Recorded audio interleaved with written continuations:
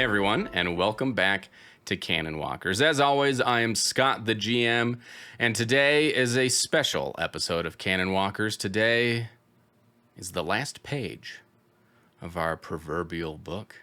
Today is the final chapter of our proverbial book.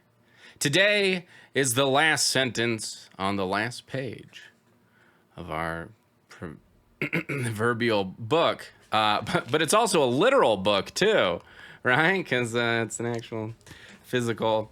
Thank you so much for joining us on this Canonwalkers adventure. We have really enjoyed having you. We've really enjoyed making this. And just a personal note from me, this was a privilege for me to be a part of this.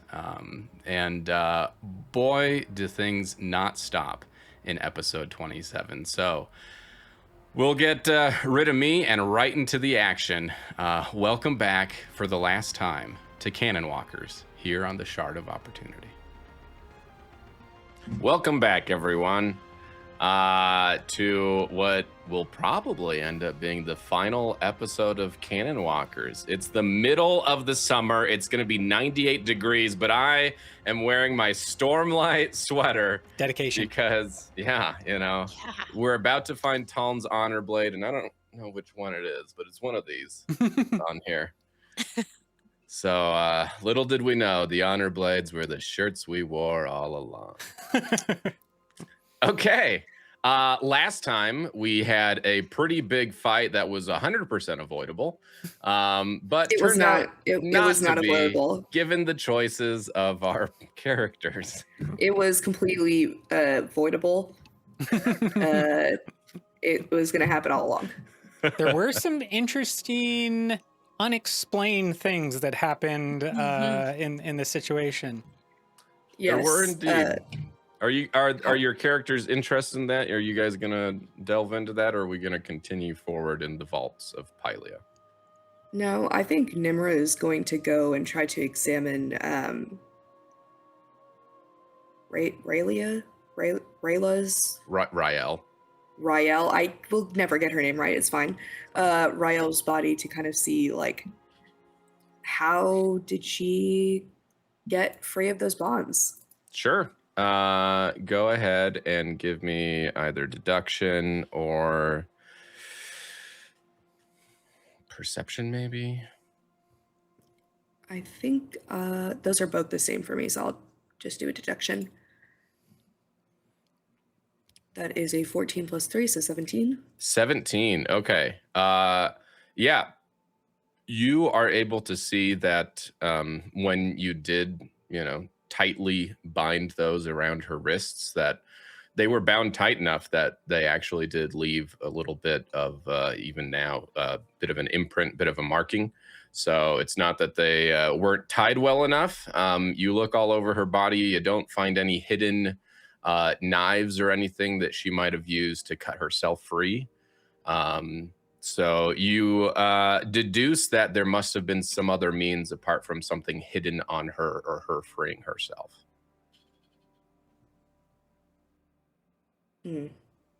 Interesting.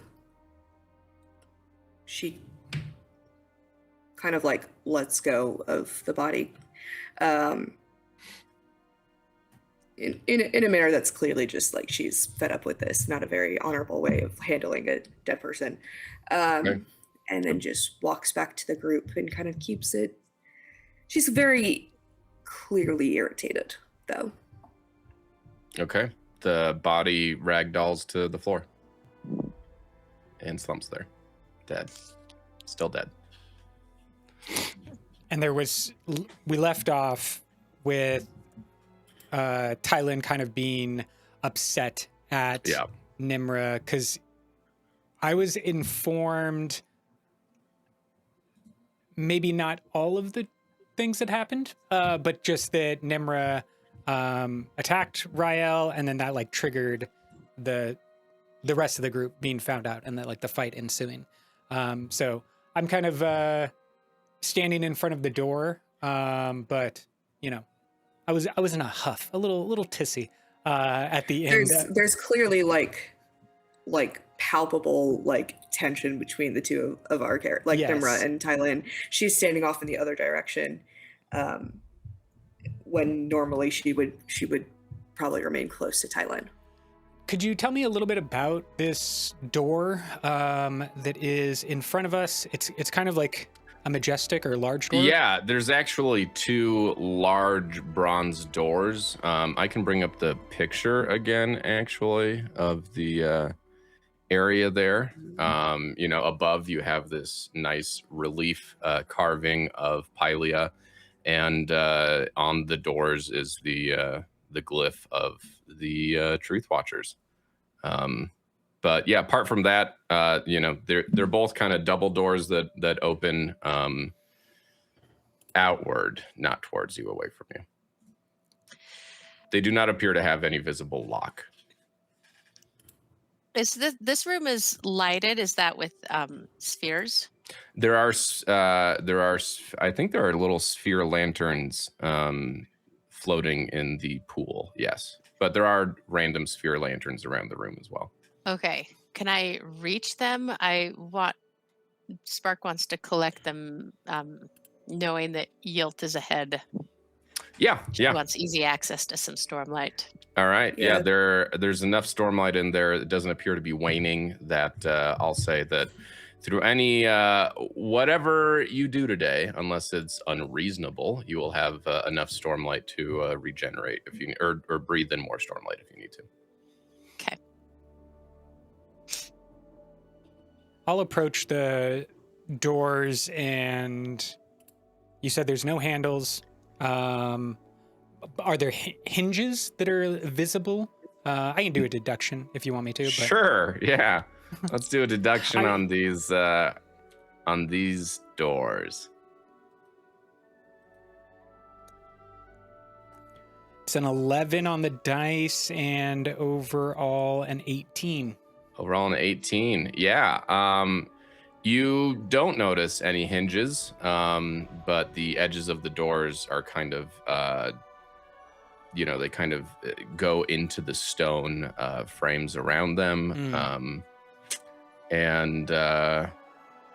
You don't see any reason why you would think that they couldn't be opened, but you also haven't tried to open them yet. I'll give them a push. And they open.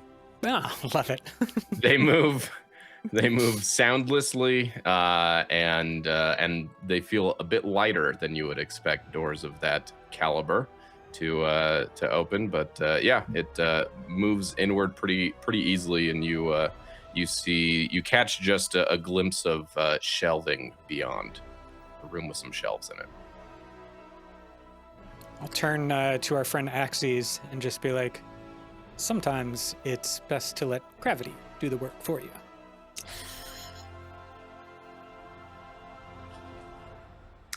And then walk in. I will go to this next room. All right, great. So as you go into this next room, the chamber smells of musty ancient text and is crowded with bookshelves, desks, and large tables, each stacked with a large book pile. A metal door set into the east wall is partially open. Next to it, one of the stones in the wall has been removed, revealing a mess of broken fabrial machinery. 3 bodies are in this room, 2 collapsed near the bronze door, and 1 seated at a desk, all unmoving. And standing across from you, near the other door... No, there's nothing there. Sorry. But you got door, bunch of shelves, couple of dead people, and then another dead person slumped at one of the desks with a book open in front of them. Can I go see if I can just open the door? Yeah, the door is already partially open. If you want to go over and try to open it up the whole way, you find that you can. Oh, awesome. Okay. I thought this was... Okay, cool. This was not like a trick door or a puzzle door. This is just a door. I want to go look at the book that the person at the table had in front of them. Oh, okay. Yes. Let's see. Do I need you to roll anything to read the book. No. However, do you read Iriali? I don't believe I do. Okay, then it's a language you either can't understand or don't even recognize. I'll stroll up behind Vardah and like look over his very large shard-plated shoulder and be like, "Do you want some help?" And I'll read the book. Okay, cool. Wait, Wait, yeah. do you read Alethi? Sean? Vardah? Alethi and Azish. Okay, cool. Actually, there is... Wait, do you read women's script? No. Okay. Hey, that is Alethi, isn't it? I don't know. There's no male Probably. Alethi. Probably. Like, it doesn't... I don't think the game actually differentiates languages between, like, women's script and glyphs. Glyphs. Yeah. Okay, cool. So, actually, then, in women's script, Tylin doesn't even need to translate from the books, but in women's script, you see that the person at the table had been writing notes and taking down notes from what she'd been reading, and there's a couple of legible phrases here. Since the new storm arrived, the shadowy crystals have been glowing with a strange violet light. Ba Edo Mishram sought to create a new form, a form of shadows, but her efforts didn't turn out the way she anticipated. As you read that one, Axes comes and stands behind you. He just kind of appears, reading with great interest.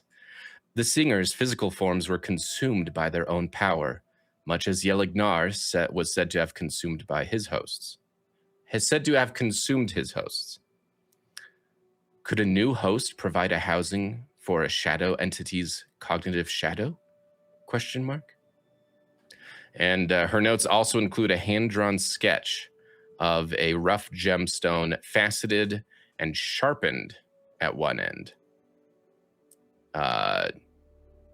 Axes raises his arm and starts to copy some of the notes onto his body.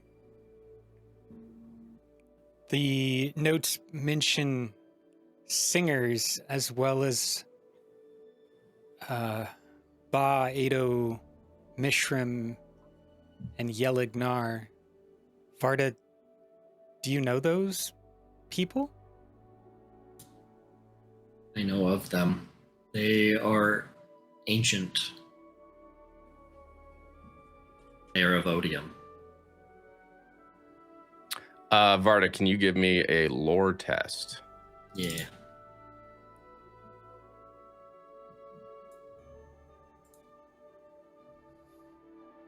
Nat 20. I know everything there is to know about them. More than Brandon himself. Yeah. Brandon Vardah. beams his knowledge into your mind. Okay, well then, through, I guess, a passed down tradition that was not often shared among the listeners, but you did hear it at some point, that millennia ago, a group of singers agreed to a risky plan, hoping to gain an edge in the war against humans. Their leader, the legendary Spren Ba Edo Mishram, sought to grant them shadow form, a form to transform them into incorporeal assassins. However, the Shadow Spren bond went horribly wrong, and the singers' bodies became permanent shadows, with only their gem hearts remaining solid. You did not know that they still existed. You thought that this was a myth, but here you see some actual scholarship on it. So you can share this information with everyone if you want. Yeah. I think I want to take the books with me too. Okay. You take the books. How many? Was there just one book, or there's 2 books? The dying hands of the Alethi scholar still cling to them, and you kind of have to pry her hands off them. Worth it. I do so respectfully. Good. Oh, I forgot to mention these bodies. There's no blood, just burned out eyes. Oh, okay. Spark is probably in vigilant stance, and with the tension in the party and being enhanced, she's a little antsy, so she's just checking, looking at the bodies, kind of maybe shuffling foot to foot. She's moving and antsy, like amped up a little bit. Okay. And yeah, and especially after here. You notice, apart from the Alethi woman at the desk, the two other bodies are an Iriali man and a Tylin man, but they all wear the green robes of the Eyes of Paliah. Okay, and eyes burned out as well. Eyes burned out as well. Okay. It appears that there was not much of a struggle as well. Well, she'll close her eyes. I mean, as one does in all the books and the movies, you got to close the dead people's eyes. But what if they don't have eyes anymore? Eyelids. You gotta close the eyelids. Well, close the eyelids. Yeah, Okay, that's right. Yeah. But yeah, she's just like, I gotta do something, and she's just kind of watching everybody else with the tension, just trying to see if she can figure out what's going on. But yeah, not too concerned or not paying too much attention to what they're reading and learning about the shadow. She's okay. Can I just, say to the party, be like, grab any of the books that are on these people's tables or like they were working on? Maybe noticing the Stormlight antsiness of Spark as a fellow Radiant and being like, you need something to do. Yes, okay. I can carry things. Okay, yeah. All right. Go ahead and give me a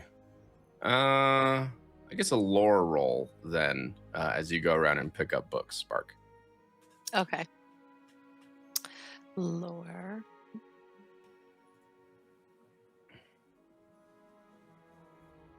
That's not the greatest, but... Or thievery. I will allow thievery in this case. Is there? Oh, that is not going to be great. She's just not even paying attention to anything. Okay, every book that you pick up crumbles to dust in your hand. These are real ancient books. And some of them had obviously been handled very carefully, that as you kind of roughly grab them, kind of disintegrate. Oh, yeah. Too much energy she's got, so yeah. I back away. Spark, why don't you come here and watch this door with me? Oh, yes, okay. I will do that. Axes, the mention of the shadow form, is that what you were looking for? Oh, yes. That's what sent me all the way here from Rathalis. The Grey Remnant said that I could find Shadow Spren here. And I think we're close. And are they dangerous? The notes mention assassinations. I think they are. However, I also believe that you're more than up to any danger that may come to us. From across the room, Nmra has not stopped, watching specifically Axes, and she just calls to him and says, "What do you want with them, Axes? These Shadow Spren?" I want to know them. I want to understand them. I want to catalog them. There is so much information in this world that has been lost. And I just want to know it all. For what gain? Knowledge is its own gain. I see. And she just nods and continues just watching him from across the room. He smiles at her.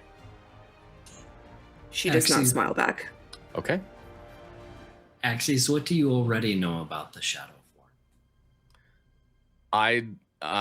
My understanding pretty much overlaps with yours, Vardah. They made a pact with Paliah Nmra to create a form that had never been used before, and they paid the price by becoming incorporeal, which has made it difficult for me to pin them down, if you will. But I guess for some reason, I've not been able to find a shadow spren anywhere else ever since. Do you How know? long have you been looking? Oh, I'm always looking for any type of spren, but I've been chasing shadow spren for half a desolation, I think, at this point. Half a desolation. Well, the most recent desolation. Oh, okay. It's been thousands of years since the last desolation. There are a lot of spren. Have you been looking for thousands of years? Yes? Axes, how old are you? I don't like to talk about age in terms of numbers, but more in terms of how many times I've been thrown in prison. So pretty old. And we're on 745 now. Can you tell us how many desolations you've lived through? Enough that I have started counting my life by them as well. I've almost forgot what a desolation was like, though. So, thank you. He looks at Vardah and Spark and Tylin for becoming radiant, so we could start this up again. The shadow spren. There's a little bit of sarcasm there. A little bit, yeah. He's not excited about desolation, but at least he understands them. These shadow spren, do they have any weaknesses? Do you know how they can be hurt or limited? Well, my understanding is that their bodies are incorporeal, but their gem hearts are still physical. So I would guess that would be their weak spot. I'll, store that information, nod. And I'm going to just do a quick wander around the room, seeing if anything kind of catches the eye as if it was also being worked on or, had been grabbed and was being used or pulled out of this library. Okay. Yeah, go ahead and give me a deduction or perception. Well, the Tylin special. I want to look with him. Okay. 13 you don't have to. plus 7, 20. Oh. 20. Yes, you find a book that appears to be pretty dang ancient. Where is it? Written in Iriali, about the ancient enemies of the Knights Radiant, and it goes into detail on the Fused, Regal, the Unmade, and you think that if you spend some good time studying this, you may even gain an expertise in Odium's forces. When you say a good time studying it, that's not like something I can do. Not right now. Not right now. Okay. Unless you all decide to take 2 days here or something. Tyler is going to stay in the Library of All Knowledge, and you guys can move on with your own game. Yeah. No, okay, so Tylin will delicately maybe wrap the tome, or is it a scroll, or is it like a book? It's a codex, so it's a book. Okay. And so I'm going to wrap it up, not try to open it, too much other than just like the basic, bit to get that knowledge, and store that in my pack. Great. It does not disintegrate to tiny pieces. Sorry, Spark. I think actually Spark at this moment, she'll realize she's just still holding a stick and not a hammer, because that hammer had dissolved again last time or broke. So that will give her something solid, tangible to do with her hands. And so she will be stone shaping a new hammerhead while she's, Cool. And I'll kind of move back to the group and say there's probably a lot that could be learned here, but it's clear that these people were killed by a shard blade. And so whatever they were working on, Yilt either wanted them to stop or they'd served their purpose and their usefulness. We should proceed cautiously and be aware of the possibility of forces that we have never encountered before.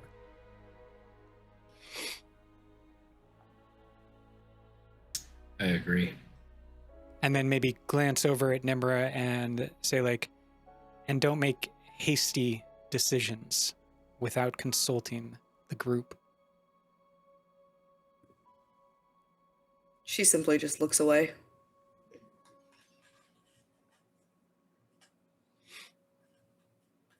Shall we continue onward then? We need to get this honor blade away from Yilt. He's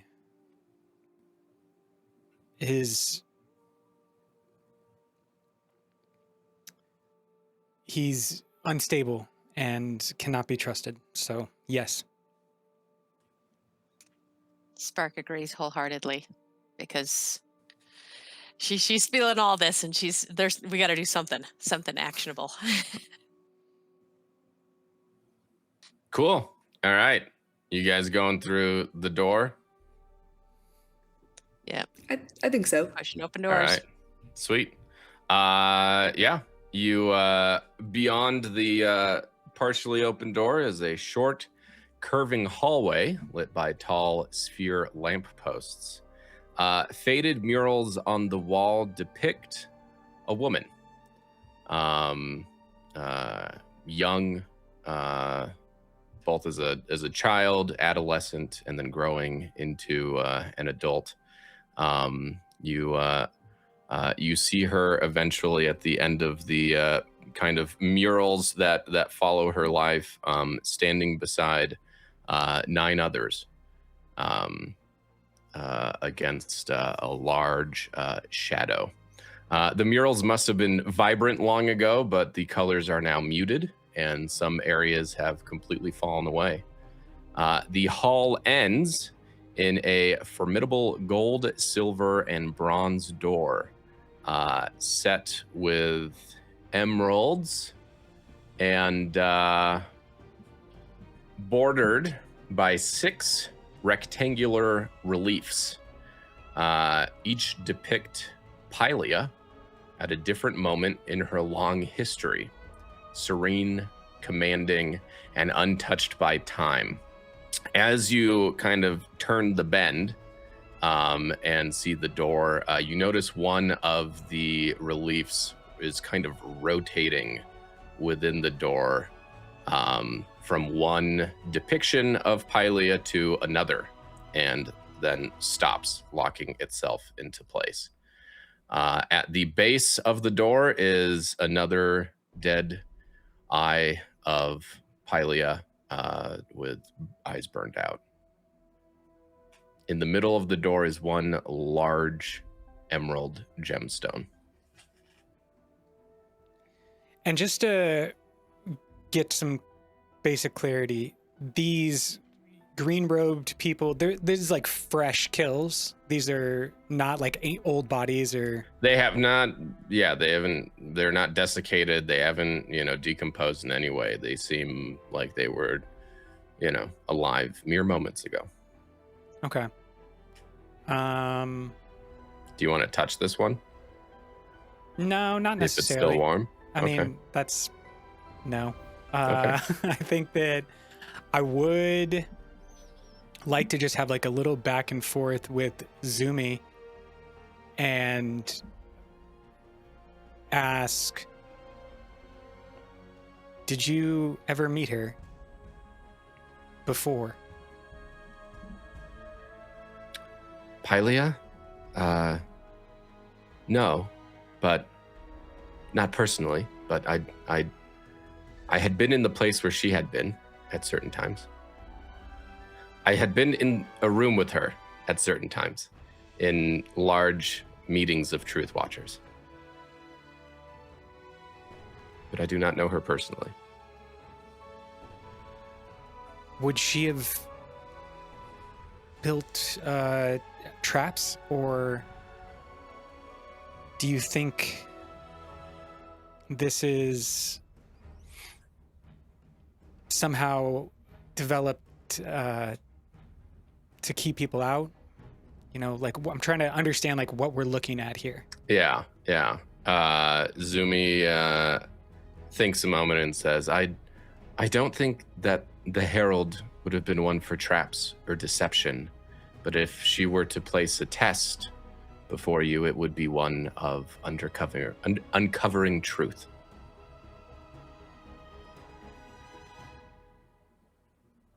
Well, that's something we can certainly do. I'll at least, like, you know, be interested in the murals and, you know, looking as kind of move towards this door. I don't know. Does the rest of the group want to come to the door as well? Yeah, Vardah will go up there. Nmra follows us along as well. Cool. As you get closer to the door, you see those 5 reliefs or kind of little scenes from that show Paliah. They don't match anything in the murals, as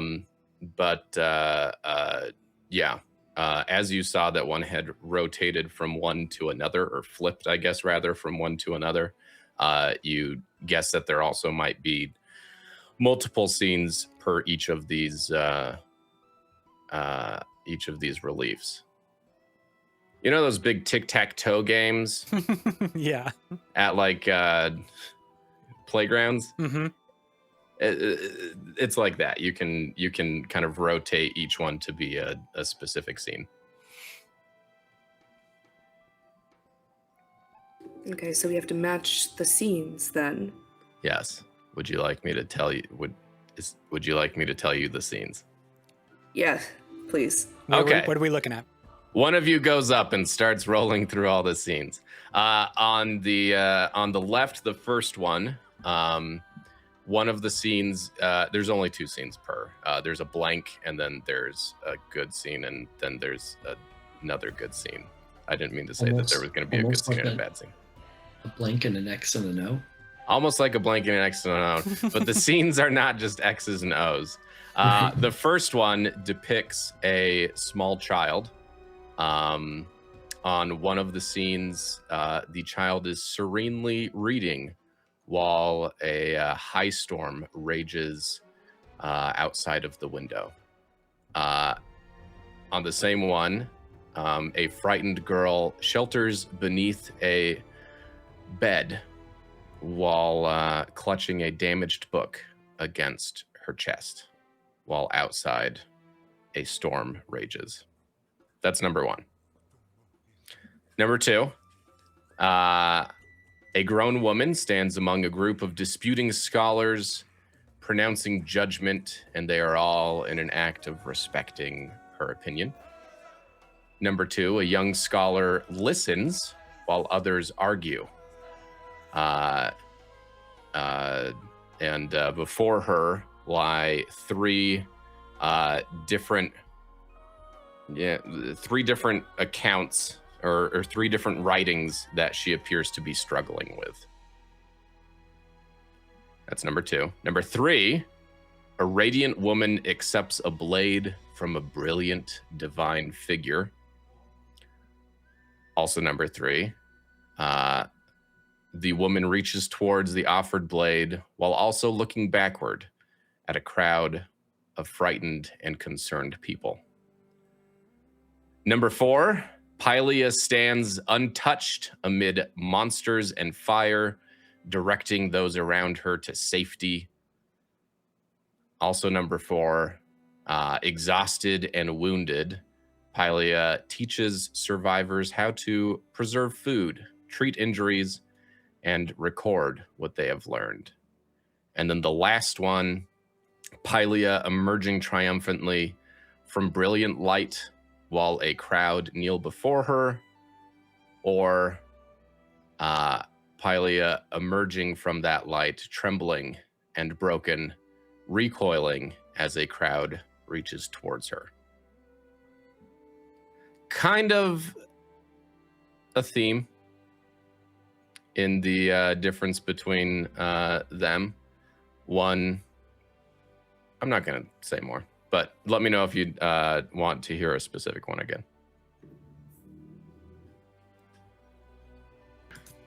So the idea is we just have to pick a scene and try and match Pick a them scene up. for each one of them, yeah. And the reliefs. And then there's a big gemstone in the center of the door. And the reliefs do not match any of the murals. Is that correct? Correct. Okay. If you want to go back and look at some of the murals, I'll give you a general sense of them. I didn't write out exactly. But yeah, it doesn't. I mean, it just shows her life, but it's not these moments. Correct. Okay.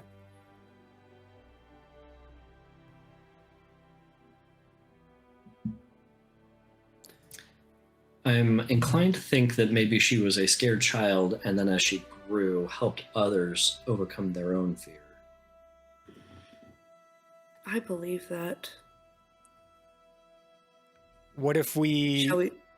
make No, all go of them match in that that theme, Vardah? No way to know but to try. So Cool. I'm going to start moving them around. All So right. first, scared under the bed. First one, scared under the bed. Second one, she's lecturing scholars, or she's Listen. sitting down trying to read 3 different things and struggle with the answer. I'm thinking that one. I think Second it's, one. yeah. Okay. Then she is reaching towards the offered blade, but still looking back at people, or she is just, radiantly accepting the blade. I think looking back towards people. Looking back towards. She's thinking of doing it as a means of helping them. I like that. Then kind of the desolation combat one. She's fighting monsters, or she's helping people. I think she was helping people. Okay. And then she triumphantly emerges from brilliant light, or she emerges broken and recoiling as people reach towards her. Broken. Okay. Your choices are locked in. What do you do now? Press the gemstone. You press the gemstone. It does not move. Do we have to I was going to say, can we try and feed Stormlight into it? Yeah, that sounds good. I don't know how to do that. Just, I guess. Are you gonna touch it, or are you just like? touch it and Okay. try and infuse it, I guess. I'm not a windrunner, so I don't know how to do that. I might. Like this seems like a kind of light weaving, where it's like the gemstone is filled with stormlight, but I'm gonna take my stormlight and like push an illusion into it, but really I'm just trying to like feed extra investiture into this stone. I don't know if that would work, but that's what I'm Okay. trying. There's no current stormlight in the stone. Oh, okay. In the gem, yeah. You can still attempt to push investiture into it, though. I'll try that. Tyler knows the mechanism to do it. I don't think Tylin does, because it hasn't been discovered yet. I mean, I'm okay with you attempting Sure. to do it and rolling Illumination? illumination if you want. Okay.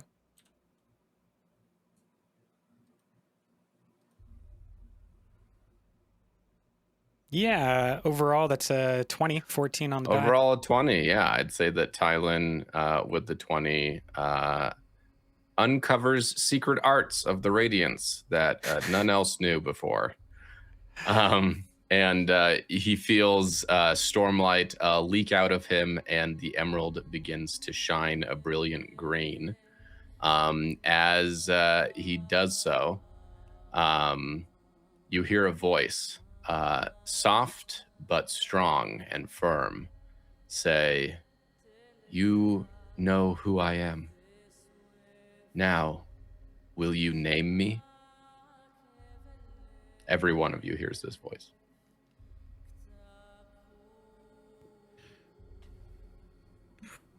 Prala? And the door begins to open.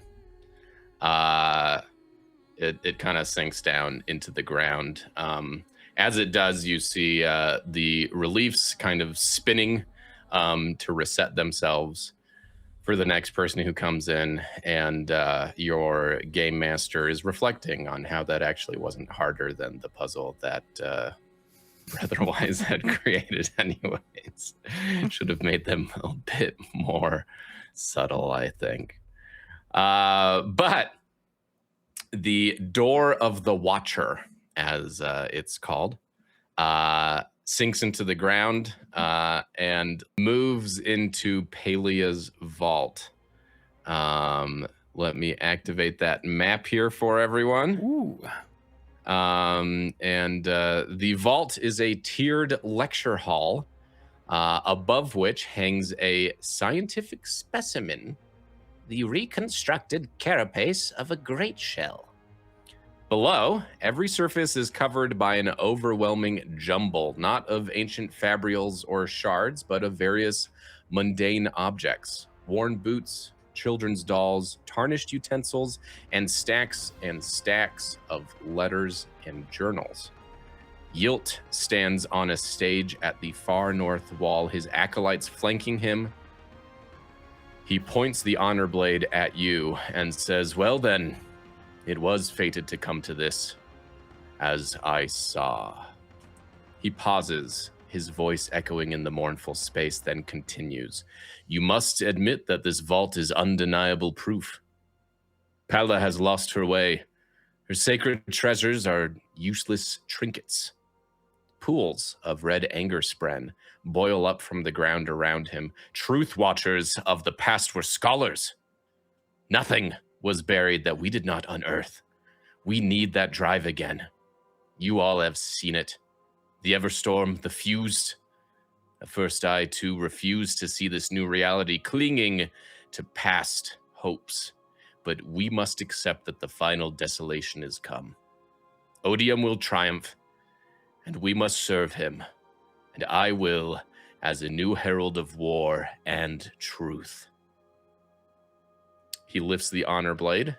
His 4 followers raise glowing violet crystals, and in swift unison, they pierce their own hearts with them.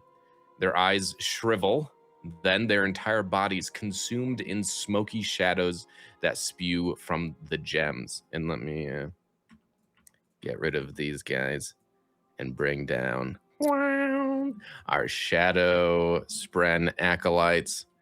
Yilt's acolytes warp and change, their limbs becoming sinuous and menacing as Yilt strides forward. "I am Roshar's future.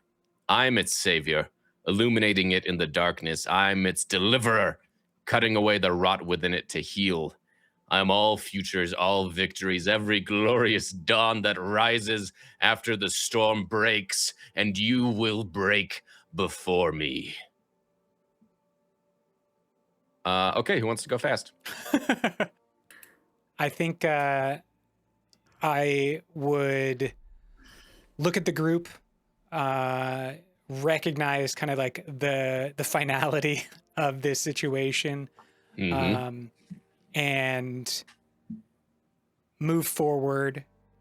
Free banter, but I will say that I'm going to go fast. And will, as I move towards Yilt, I will say, your egotism betrays you, Yilt. The heralds, but especially Paliah, only wanted to help others and never put themselves before the group. You are no truth watcher. And I'll reach out my hands in a cool way, breathe in some stormlight, go glowy, glowy, enhance for free action. Okay. And then I will cast an illusion on myself and on Vardah and on Spark, giving us disadvantage. Distracting illusion on each of us. That's my first action. And then I'll move center, but not all the way attack. 15 feet is what it says on there. That's going to be my... With your free action to banter, I actually want you to roll a plot die. Oh, okay. I have here's free plot die roll. Complication +4. Complication +4. Who cares about the +4? I'll give you the +4 on whatever next thing you want to roll. But Yilt looks at you and using a free reaction banter, says, that you don't understand. You think you see the truth, but you don't understand the greater conflict that is occurring. But I will make you see the truth.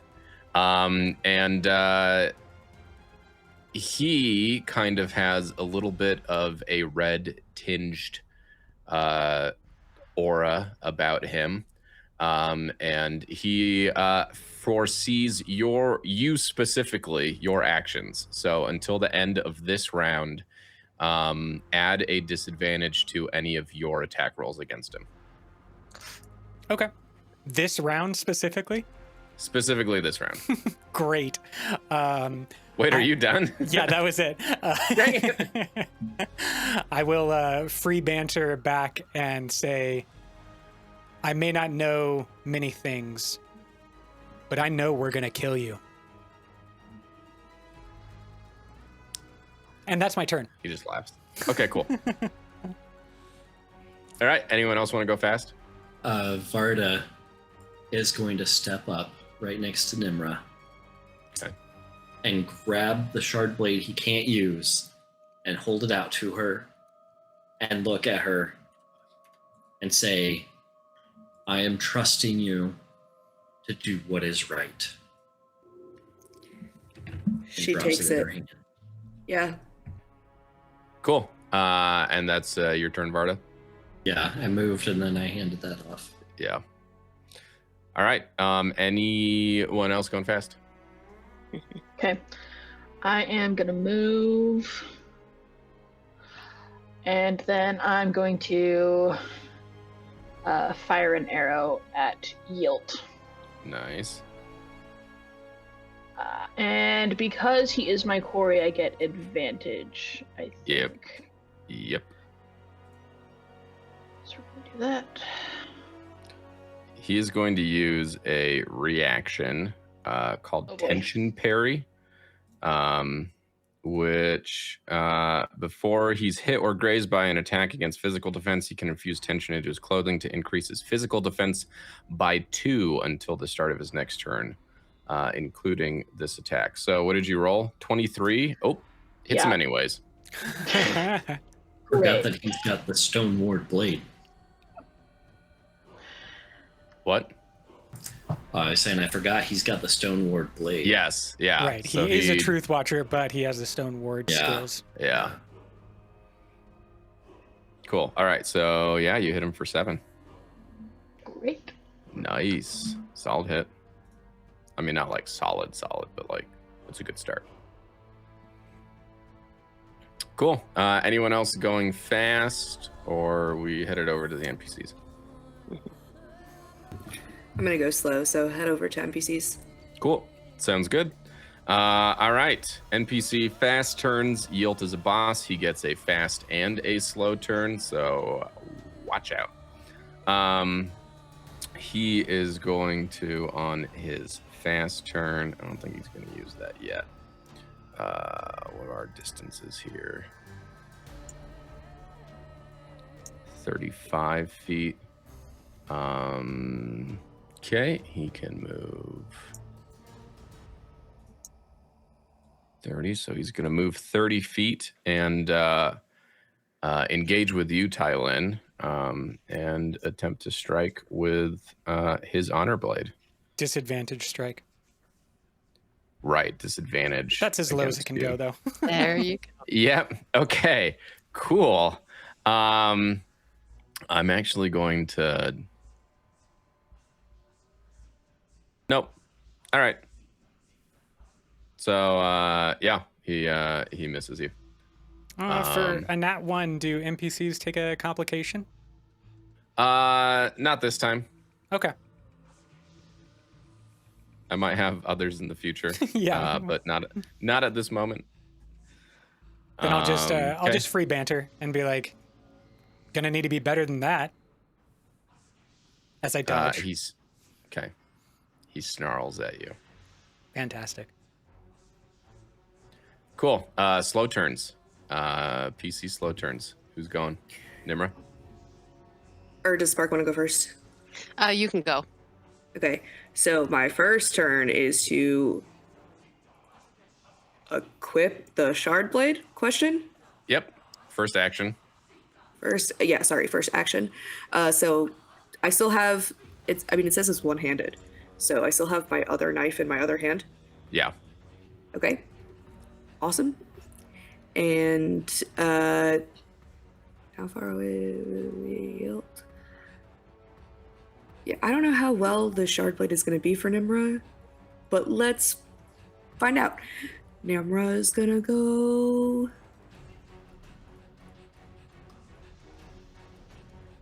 What's my move? Hold on, I forgot.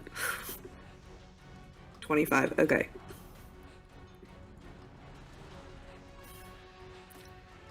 Can't make it directly to the yield, but it's fine. I'll get close enough.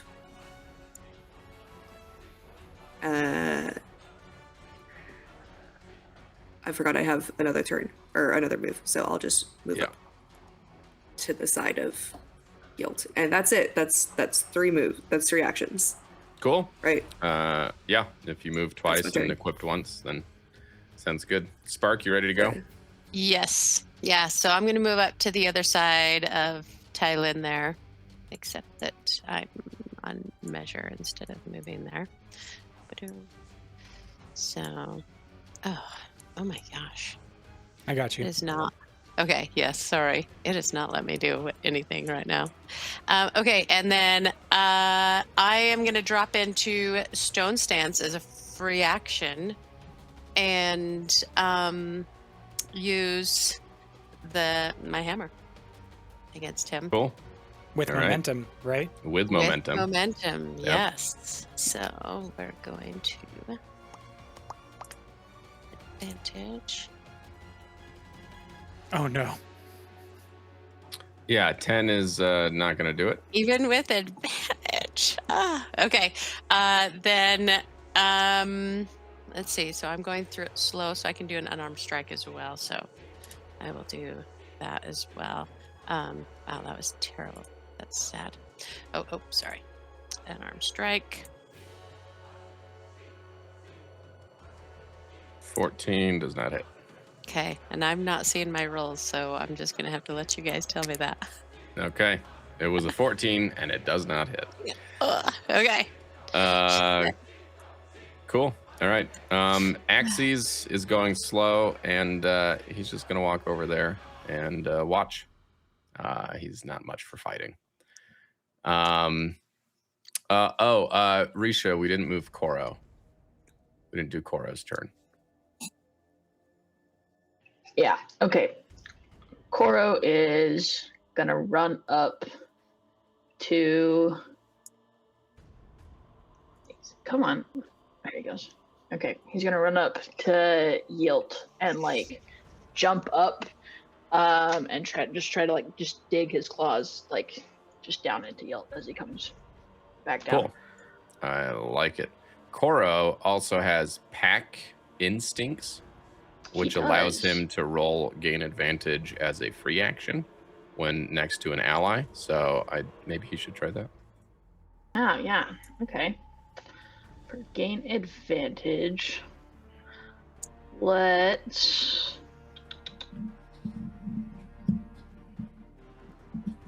have him. Let's see what we got. Agility, athletics, perception, survival.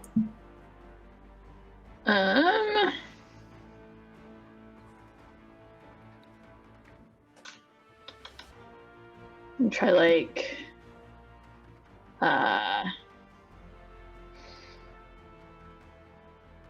perception. Maybe he's like, I don't know, trying to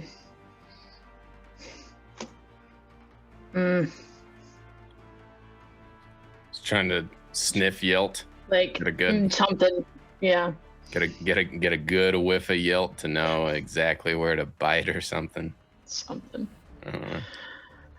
Try to... Okay.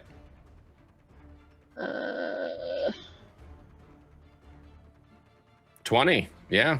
20 will give him advantage on his attack. Very cool.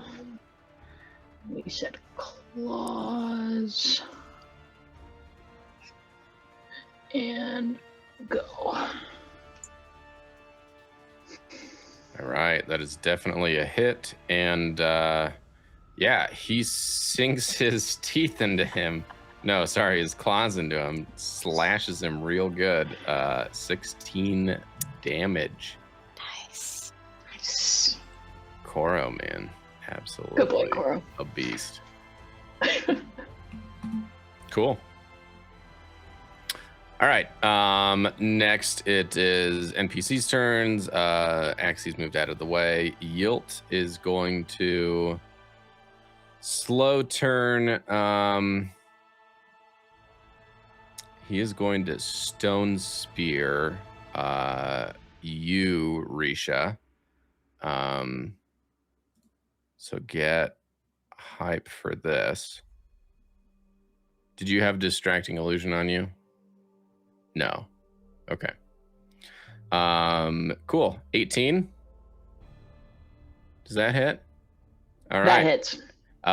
You get stone speared as stone comes out of the ground and spears you for 15 damage. And then he is going to use vaulting stone to go 15 feet away. I think he's going to go over here. And in my mind, he does like a backflip, kind of pirouette, kind of cool thing in the air as he's vaulting stones away. Okay, cool. Next, we get to see what the shadow form zealots can do. They are disembodied, just kind of shadows. And each of them is going to use their ability drag through shadows, which means they can transport themselves to a darkened area they can sense within 30 feet of them. Let me get some. Okay, I think we're going to have this one teleport himself over there. This one teleports himself over there. This one's probably also going to go over there. And this one actually might not have a darkened area within 30 feet. So they are just going to move 30 feet forward. And yeah, none of them are close enough to attack you, but they can each do Grieving Dirge.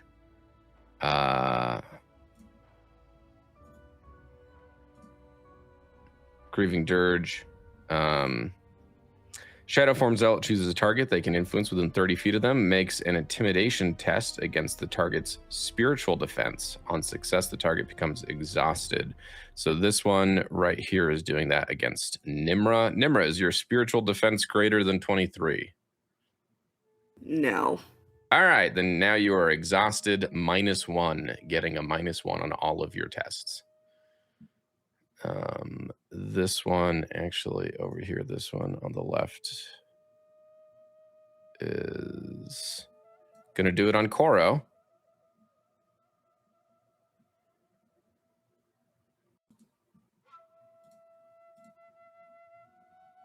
What's Koro's? Ooh, nat 20. All right, Koro is now also exhausted, -1. This one over here is going to attempt to do it on Spark.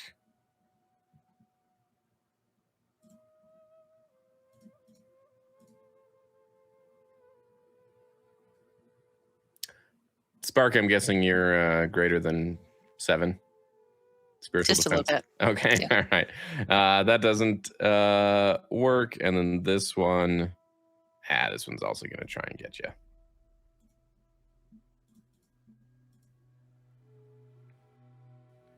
Is it greater than 9?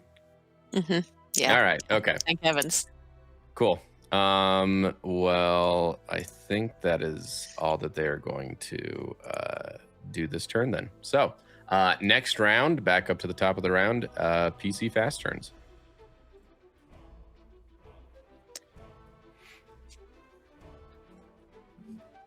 Who going fast? I think I will. Just looking here.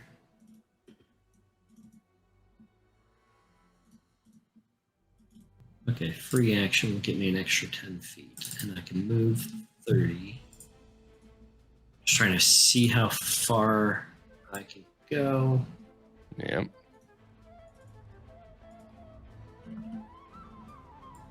There's not quite far enough. We're too far away.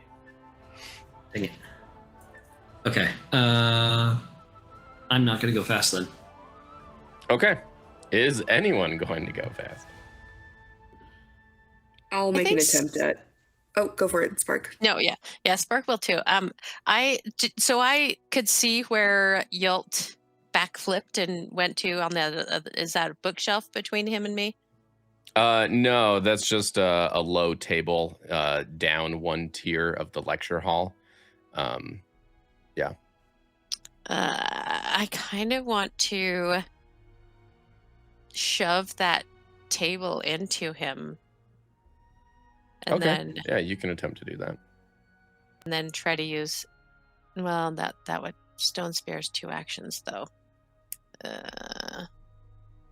Yeah, no, because I'm going to do hardened defense. Yeah, so I'm going to shove that table into him, try to, and then use hardened, and then you activate hardened defense.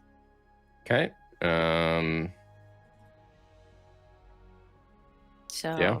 I don't know what you want me. Is that like an unarmed strike then on the table? Is that what actually? You want I me to roll? think it would just be shove, which is 2. That's right. 2 actions.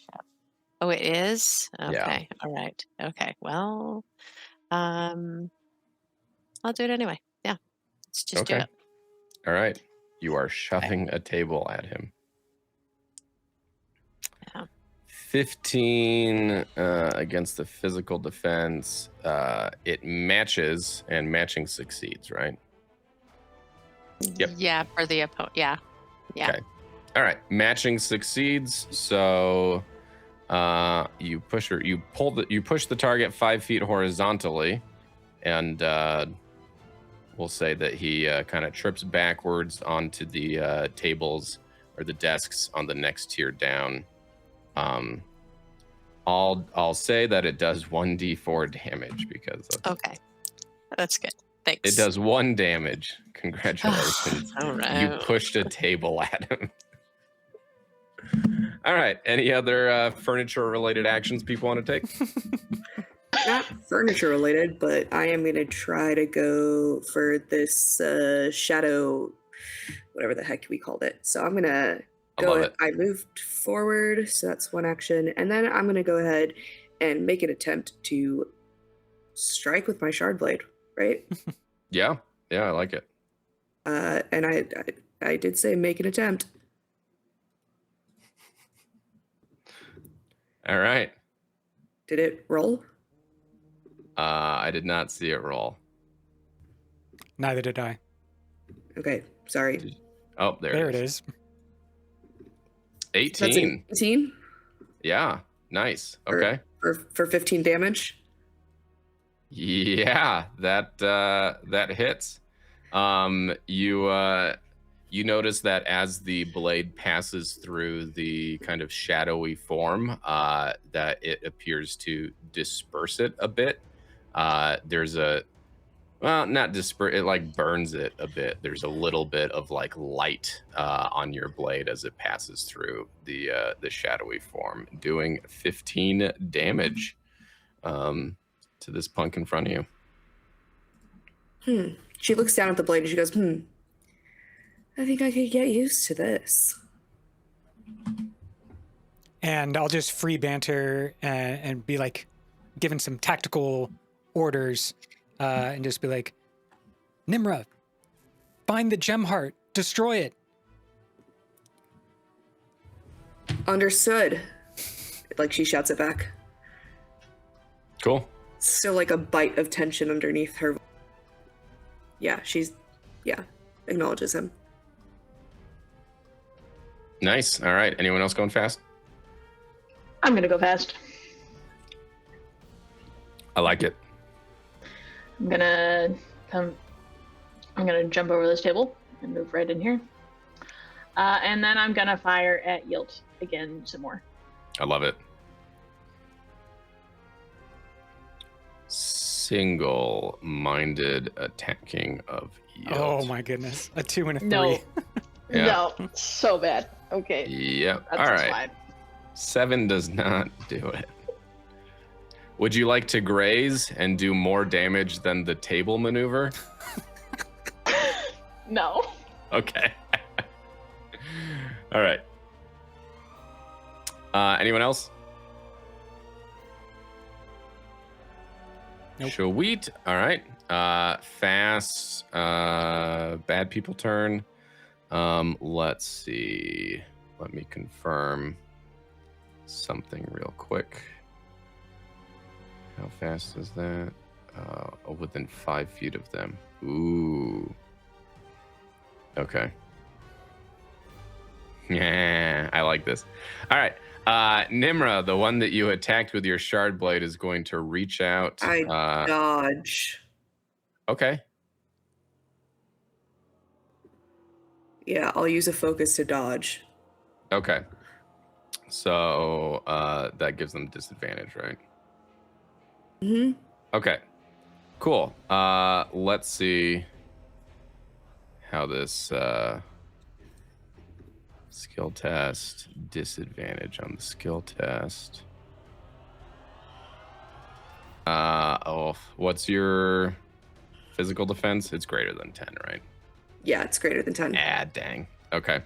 Well then, they are they try to reach out and grab you to drag you with them through the shadows, but unfortunately they don't get to, and they're just going to pop over here into these shadows behind this bookcase.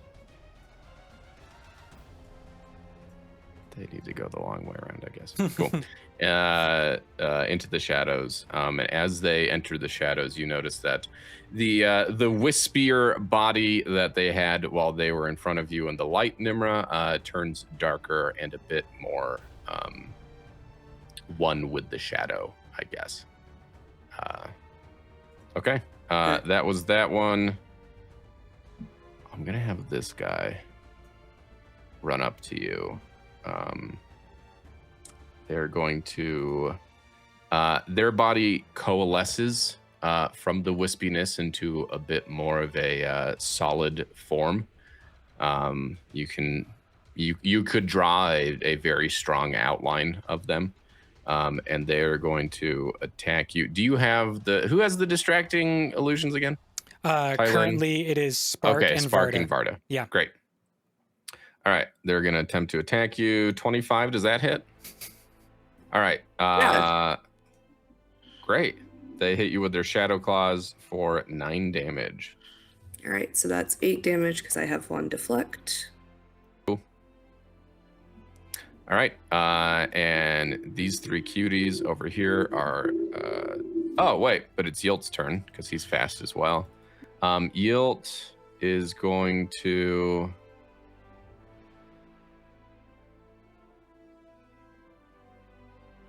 He's going to use Stone Spear again. On Risha. 11. Physical defense. Probably doesn't hit. No, it doesn't. Okay. All right. So Stone Spear misses. But he is going to come up and stand right next to you and be angry. And he's going to plant his feet and be looking out for any other furniture that isn't nailed down. All right. Slow turns. Who next? I'll go. I am going to shout out to my friends. Stay focused on Yilt. He's the true enemy. And then I'll reach my hand up as I shout Flash. And I want them to all like close their eyes. This is a teamwork thing we've practiced before, where there's like cooperation. But I am throwing up an illusion. I'll do an illumination test if you want. But like, cool. The biggest and brightest like beacon of light. My intention is to just like blast away any shadow and to keep us all heavily lit for the remainder of this fight. So I just want like 10 feet above me, huge beacon. Do you want me to roll for that, or is it just done with my abilities? I think it's just done at this point. You can make a light. Yeah, that's all I'm trying to do. Cool. All right. So yeah, all of the shadows in the area that used to exist no longer exist, and you are able to see the shadow form singer zealots a bit more clearer now. And then I will move and also like try to encourage Koro. As I'm just doing a lot of free banter because it's our final fight. Koro with me! And I run up this table and then trigger momentum and come down and strike on Yilt here. Okay. Is that roll with advantage? Okay. Yes, 18 on the dice, 23 overall. Yeah, that's a hit for 11. That's 3 moves, so I'm all done. Cool. All right. 11 damage. Nice. That was a good hit.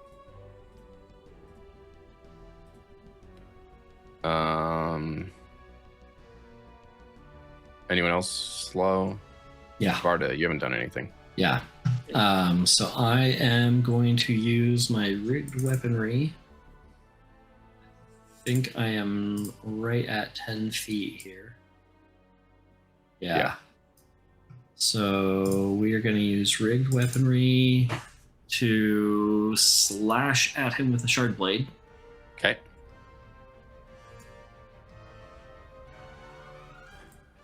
So let's just do straight shard blade.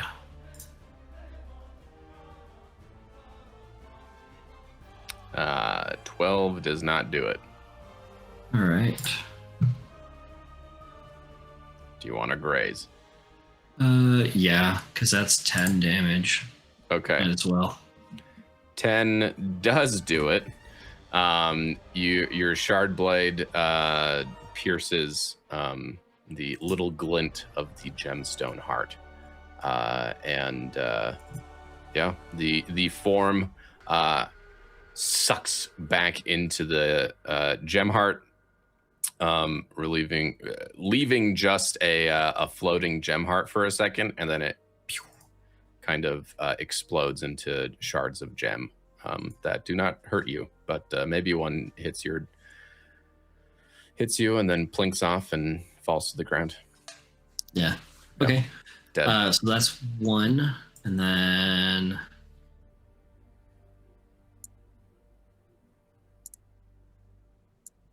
move right here. Can I? Can't use. I'm trying to remember. Can I not use the same action twice in a row, or can I not use it twice in the same turn? Same turn. Okay. But you didn't. Wait. Did you use? I used rigged weaponry to strike with my shard blade. Oh, okay. You used rigged weaponry to do a strike. Then yeah. You've already striked. Yeah. How about, hey Yilt, you're about to be kicked in the nuts.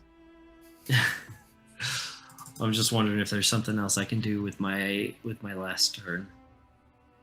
Yeah, you can kick him in the nuts. But I'm not close enough to kick him is the problem. Aren't you right next to him? Does that count? Yeah, you're adjacent. Yeah. Okay. Yeah. We'll do an unarmed strike with my foot. Okay. Unarmed because it's a foot. Because it's a leg. Shard plate should be an arm strike. Yeah. Yeah, seriously. That's going to be a 15. Yeah. Oh, okay. Yes, that does hit then. 9 okay, damage. for 9 damage then. Nice. Okay. And that's my turn. Yield was not prepared to be kicked in the nuts. And By a shard plated. Yeah. Let's be honest. Nobody ever is. Yeah, you don't survive, at least with your nuts intact, if you take a shard. Shard plated foot. Yeah. Yeah. Straight to the. Yeah. Okay. Spark, are you going? You still? Yeah, I think it's me. Yeah. So I'm gonna move here between Risha and Tylin. Okay. So that I might give some tactical banter and be like, leave that space for Koro. yeah. Oh, I was thinking stone stance, but that's a good idea. So maybe I'll just come to the other side of Risha there, and that gives me movement to trigger advantage with momentum there. You got your momentum. Mm-hmm.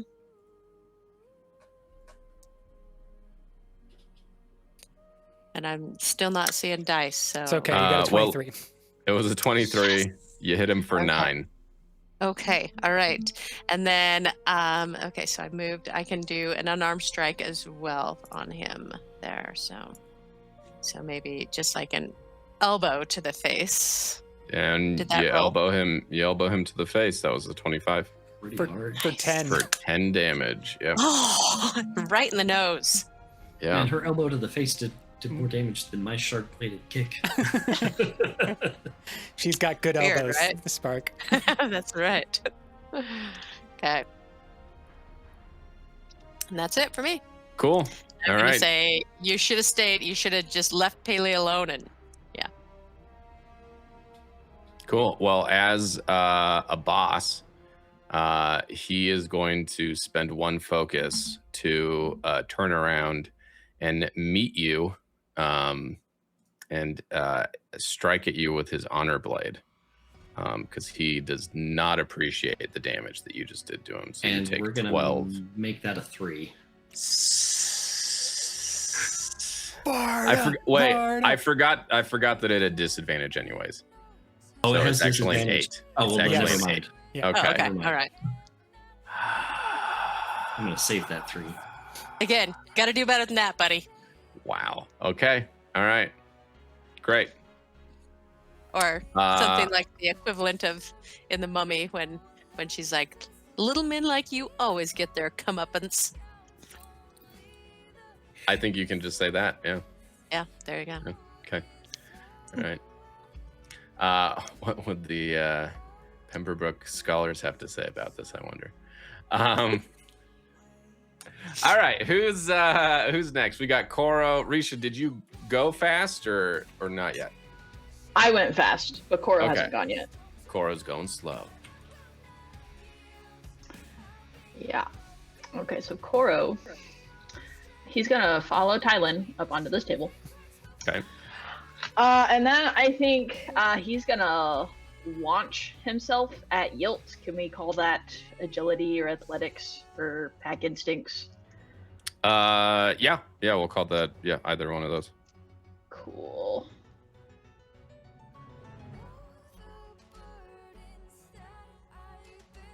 Yeah, that'll give him an 15. advantage.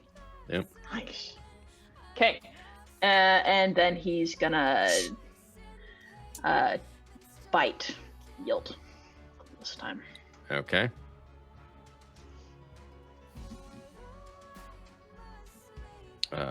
First off, it gets advantage. Okay, 22 Oh, and I forgot to click the Yep, that hits for 6. All Nice. right. Cool.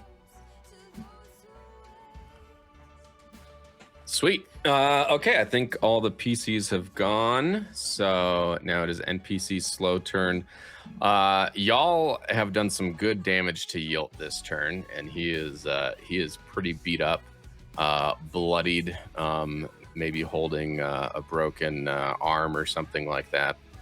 But he looks around at each of you and says, "You just don't see it, do you? Why are you so blind to what I have seen?" And around him, he uses illumination to show these visions that he has had of him standing with the honor blade next to a figure of gold and white, looking over Roshar, looking over battlefields, ruling in kingdoms, sitting upon thrones. He is always on the right seat of this figure that you take to be Odium. He says, "I will make you all see. I will reveal truth to all who truly see it," saying his third ideal of the Truth Watchers. He explodes with light and regenerates, standing as his wounds close and his broken arm remends itself, coming not quite back up to full health, but pretty dang near it. We phased him. We're in phase 2, you guys. We phased him. This isn't even my final form. This is just the a beginning. video game. Okay, we're playing Bloodborne at this point. Yeah. It's fine. He had his little mid-fight cinematic, and now you realize that there is more than one health bar. Cool. To the rhythm of pain, Vardah is going to shout back, "Your truth is a lie. Odium does not speak truth. He does not support his own." That's all. Okay. He chooses not to engage with you. He's enjoying his manifesting his visions too much to listen to your detracting. But he is going to, let's see. I think he's just gonna start to lay waste to those of you about him. Tylin, he's going to come at you. And as he has now ascended to third ideal, he manifests another shard blade in his hand. So he has the honor blade and his radiant blade now. So get excited for that as he comes at you, Tylin. He's going to come at you with the right. Would that still have disadvantage? Yeah, thank you. It would, because it hasn't hit you yet. 14. That's a miss. Okay. I dodge. Not okay. dodge. You know, I move around to the. Yes. Yeah. Not the action, but just the thing. Comes at you again. Another 14. And he's angry about this. So he's going to use Stone Spear to try and get you that way. 10. Dang. Are we sure this is how this ability works? This is he has to hit you with disadvantage? You decided this is how the ability works. We've talked about it several times now. Darn my past self. Okay, well, because he's a boss, I'm also going to let him vault away. Because he doesn't like being surrounded. And he just ascended to 3rd ideal, so I'm going to give him a little extra action to let him get out of there when he realizes that, man, those distracting illusions are so distracting to him. Great. These 2 shadow forms are going to come forward, get on either side of you, Spark, and they are going to, now that they are in the light, they are not as disembodied as they were before, and they're going to attack you with disadvantage. 16. I'm going to use tension parry. Okay. So that turns it into a miss. Yeah. He's still going to graze you for 5. Okay. Okay. Oh, actually, and I really love to do this. Distracting illusion means that you cannot graze the person. Oh, you can't graze them. Yeah. Character gains a disadvantage and cannot graze. So it's like they're going after an illusion. They're not hitting Spark. They're going at the wrong thing. Yep. Okay. That was this one.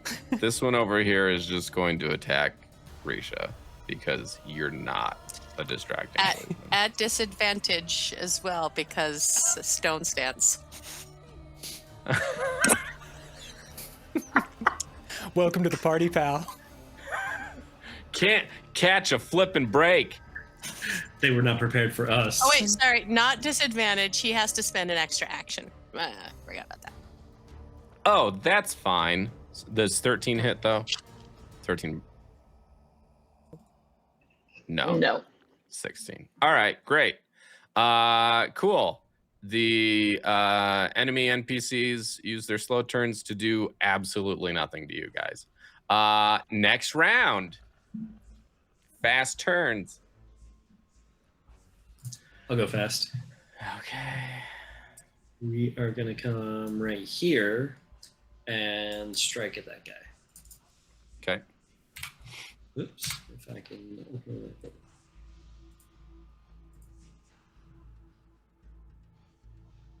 Oh. 14 does not hit. Okay. Well, that's a powerful graze. Yeah, we're going to graze that. All right. Grazed there. Actually, make sure I do that for the right one. You graze for 13. Okay. That's my turn. Who else going fast? Nmra is going to try to go at this shadow guy with her fancy schmancy shard blade. Okay.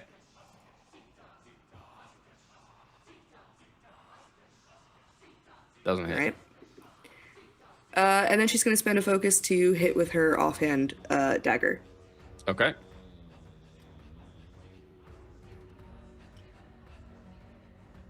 That does hit. Okay, 15 for 6 damage. Okay, 6 damage. Yeah, we'll say narratively that you you graze or like you scratch along the gem heart, but you're Your weapon still pretty much like goes through the shadow that it is, but you do a little bit of damage. All right. Sounds Cool. good. Anyone else going fast? I'll go fast. This one that's between Risha and I. Yep. I'm gonna use my hammer on that one. Okay. Yeah, 24 hits. Okay. For 9. +3 for the mighty. Right. Okay. So I forgot about that 12. last time. Okay. And then I can maybe do an arm strike as well. Okay. My second action.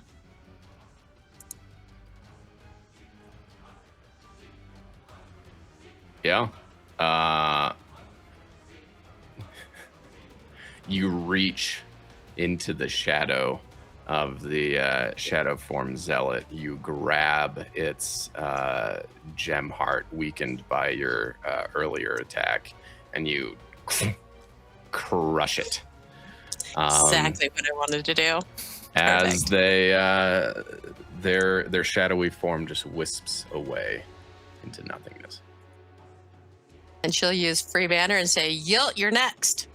Do you wanna eat the dust of the gem heart?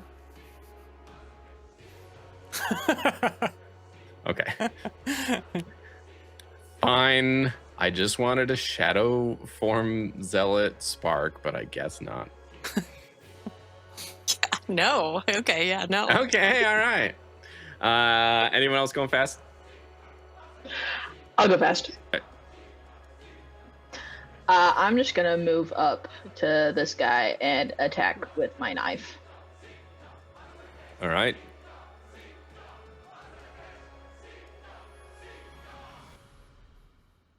Love it. 17 Nice. and 8. He is very nearly dead. Yeah, you can tell that his form is starting to kind of, the edges are blurring. It's almost dissipating, but still exists. Those deep red eyes are still maliciously staring at each of you. All right. Anyone else? No, I think I have to play it slow. Yeah. Cool. All right. Enemy fast turns. I think both of these shadow forms are going to attack. Let's see. The one that is surrounded by everyone over here is going to do a grieving dirge on Vardah. What's your spiritual defense, and is it higher than 24? It is not higher than 24. Okay, then you become exhausted -1 as it screeches grievingly, and it kind of echoes inside of your shard plate. So that was 1, and then it is going to strike at Risha with its shadow claws. 13. No. Okay, and it doesn't hit. The one over by Nmra is going to attack her with its shadow claws. 22 Yeah. hits for 14. So 13 because of deflect. And then it is going to...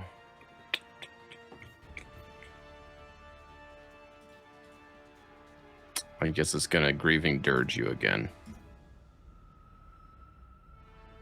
8. Yeah, okay, that didn't work. Okay, cool. Yilt, in his glorious state of refilled investiture, is going to jump back in, come over here at you, Nmra, and attempt to strike you with his honor blade. I dodge. Okay.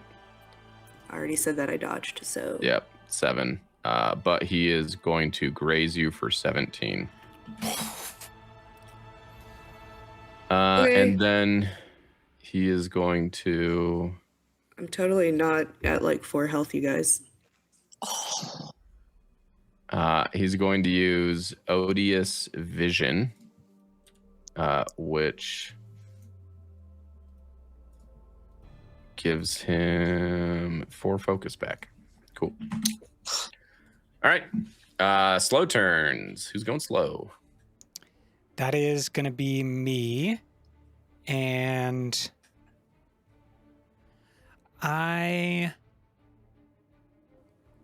am not 100% certain, but I'm not 100% certain based on the description, but book-wise and lore-wise, progression, Scott, do you think I have to be touching the person to use it, or is it like within a radius?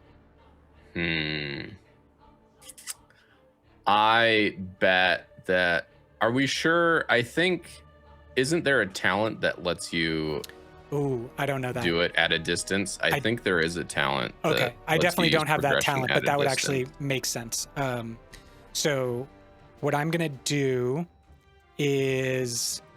I'll pass Koro and be like, help your mom. And then run over towards Nmra. And that's 1 action. And then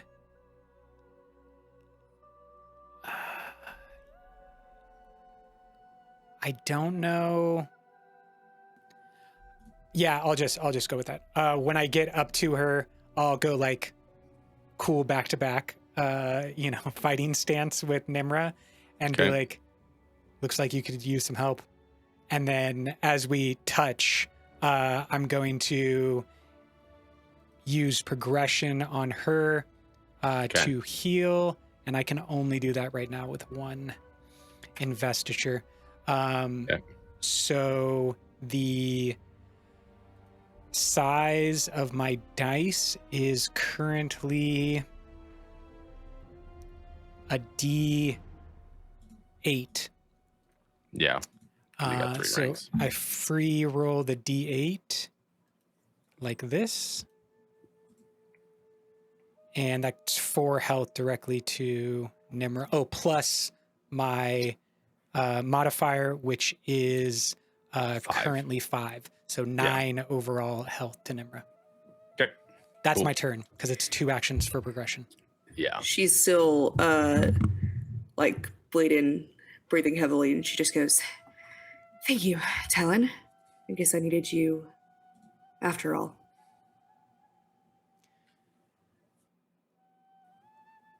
Yep. Cool. No, my turn's over. Anyone else going slow? No, everyone else went fast. Except for Koro.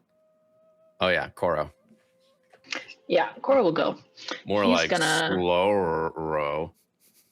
Yeah, I'm glad you kept that in the back pocket for 28 episodes. Oh boy. Okay, Koro's gonna move in. And I think he's gonna... Oh, here's what we'll do. He's gonna like try and like set his very back feet as he prepares to like lift up and scratch at this shadow guy. Okay. And I think we'll call that survival. Okay.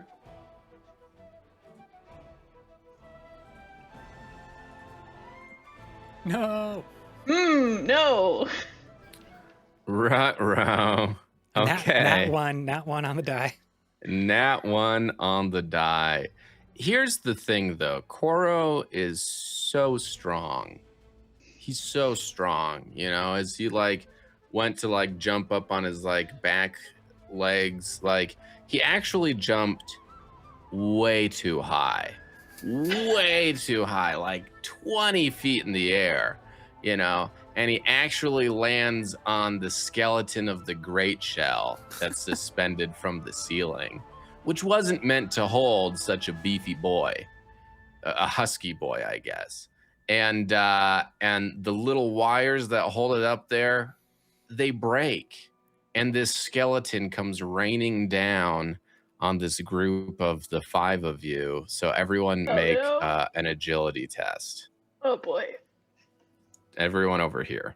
You guys over here on the left don't have to, just over here on the right.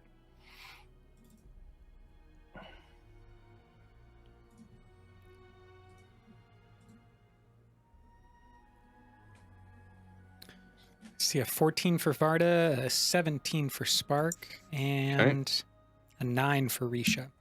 Okay. And Koro doesn't have to make the test because he's a good little boy and he's on top. Cool. So Vardah and Risha, you each take. Dang it. 7 damage, 7 impact damage.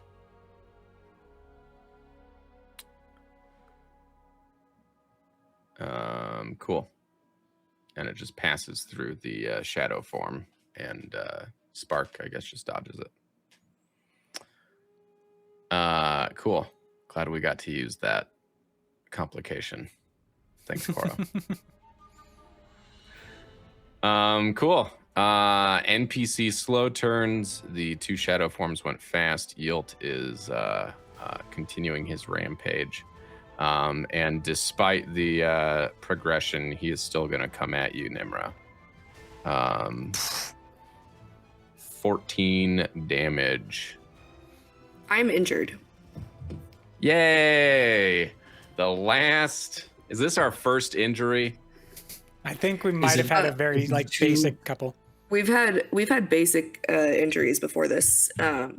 This is Nimra's first injury for sure. Okay, yeah. Is it too late to make it a 3? Scott, is it too late I to think make so. that? I think it is. You can make... Yeah, I think it's too late to make it a 3. Cool. Yeah, go ahead and give us an injury roll. Okay, is it just a D20? On your character sheet, next to your health, there's a little heart with like a EKG in it. Okay. Yeah, roll that. It's supposed to... Okay, so yeah. It was a shallow injury. 6 days. Well, I mean, it's a shard blade injury. Isn't there extra rules for a shard blade injury? Yes, I think there is a shard blade table. Okay, 1 to 15. Spiritual injury. The target suffers a permanent injury. Any severed flesh turns gray and lifeless. No non-invested healing can recover this injury. So I will say that, yeah, your the arm that was holding the shard blade got severed, and you drop the shard blade to the floor, where it stays. But that so my dominant hand. Yes, your dominant hand turns gray and lifeless and flops to your side. You cannot feel it anymore. Do I still have to be making focus rolls for my offhand knife attack, since now I only have one hand? Well, you're also at 0 health, which I think means that you're like prone and unconscious on the ground. But no, the focus isn't like you can strike with your left hand, and it's just to use 2 strikes in 1 turn is what the focus is for. You do not have to use Understood. the focus to strike with your left hand. Yeah. Okay. All right. Yeah, you fall to the ground, prone and unconscious.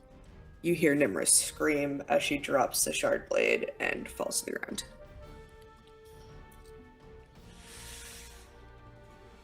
Yilt then advances on Tylin, and as he's advancing, he does a stone spear to come and get you from below, which, yes, I'm going to turn. Okay, 11 does not hit you. Correct.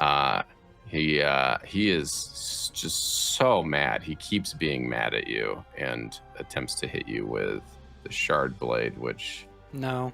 14? Why can he only get 14 against you? He's coming at you furiously. Mm-hmm. But that's the end of his turn.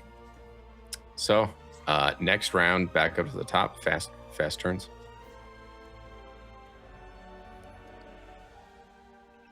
I'll go fast. Okay. I'm gonna take my knife and stab this shadow guy again. All right.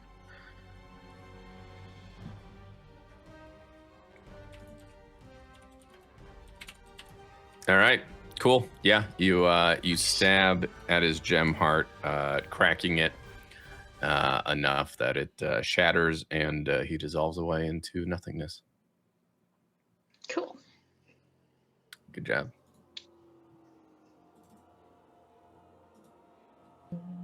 Vardah is gonna quickly rush to. Risha had one more action. Are you Oh, do gonna you have do one more anything action? with that one? Are you gonna move or anything? I think, yeah, you know, I think I'm gonna move just over here. Okay. Cool. All right. Go ahead, Vardah. All right. Yeah, I'm gonna move over here and rush to Tylin and Nmra's aid and swing with a shard blade, yelling obscenities to the rhythm of panic. Okay. Dang it. 6 Yeah. overall. 6 is not gonna hit. Sanderson doesn't like obscenities. Well, it was Rosharan obscenities.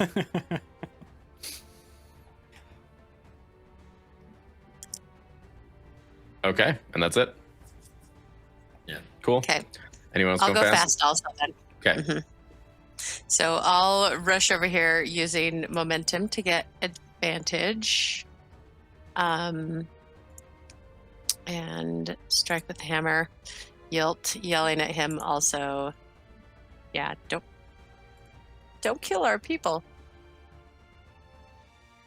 That'll do. All right. 25 Yeah. overall. 25 and Okay. 17 on the damage. Nice. Okay. That's a good right. chunk. Plus Yeah. 3 for Mighty. +3. Dang. All right. 20 whole damage. Nice. After your turn, he is going to spend a focus to turn around and attack you with his honor blade at disadvantage. Yes, I know. Great. He rolled a 7. 12 doesn't hit, does it? No. Okay. Sorry. All right. Sorry, Yilt. Your truths are lies. Anyone else going fast? All right. Yeah, I'm gonna go slow. Okay. Is Koro going fast or is he going slow? Coral will go fast this time. Okay. He's just gonna run right in here and scratch at Yilt. Cool. With advantage because he's a pack boy. He is a pack boy. Yes. I think he's just gonna. Yilt is going to use his tension parry as boy. he sees the best boy running at him. Okay. I was gonna say, I think Koro for this, I think he's just gonna growl kind of angrily as he runs in. Okay.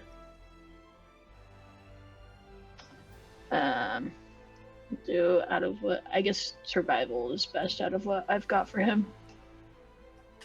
For that.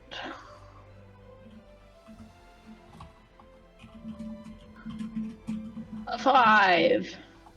All Total right. 9. Yeah, it's not going to give him. That's fine.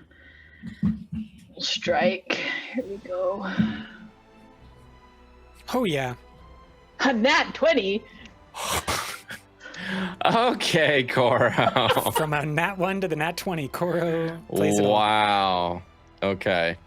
Koro, the only one getting nat 1s and nat 20s. Yeah, you're going to hit him so good, Koro. 16 damage. Okay. And with the opportunity, Koro defies the fate that Yilt has foreseen. Yilt loses 1 focus, and the next attack against him is going to gain advantage. Okay. Koro once again becoming the hero of the day. So what did he bond? What spren did he bond? Well, he's a. Do we know? Axehounds don't have a bonded. No, I'm asking you what as a radiant, what spren did he bond? Oh, Koro or Yield? Yeah. No, Koro. Koro is only ever wanted to protect those who cannot protect themselves. Understood. Can't wait till we have flying Koro. I mean, we kind of did earlier. There's a reason true. he jumped 25 feet in the air. Meanwhile, there was a spren right beside him, just be like, we're going up, up, up. That is so amazing. Oh my gosh. Yes, he has bonded 3 spren, and together they will Korean protect the K-pop Hanwoo. stars. Yeah. Yes. Okay. Cool. Is that it for... That was fast turns, right? Yeah. Okay, fast turns. All right. NPC fast turns. Our shadow boy here is going to strike at Nmra While she's down? while she's down on the ground, and he actually gets advantage against someone on the ground. That hits. Yeah. Okay, 21 hits. Go ahead and make another injury roll. This Okay. one's not going to be a spiritual shard blade injury, obviously. Okay, shallow injury. He did have to spend an extra action for that because of Stone Stance. Okay, so that's all hopefully that's all that he's able to do on his turn. Okay. Yilt does not like being surrounded and vaulting stones away again. Gonna try and get the high ground up here. As he vaulting stones away, he's going to... Oh no, that's 2 actions. That's 2 actions. He's going to regenerate. And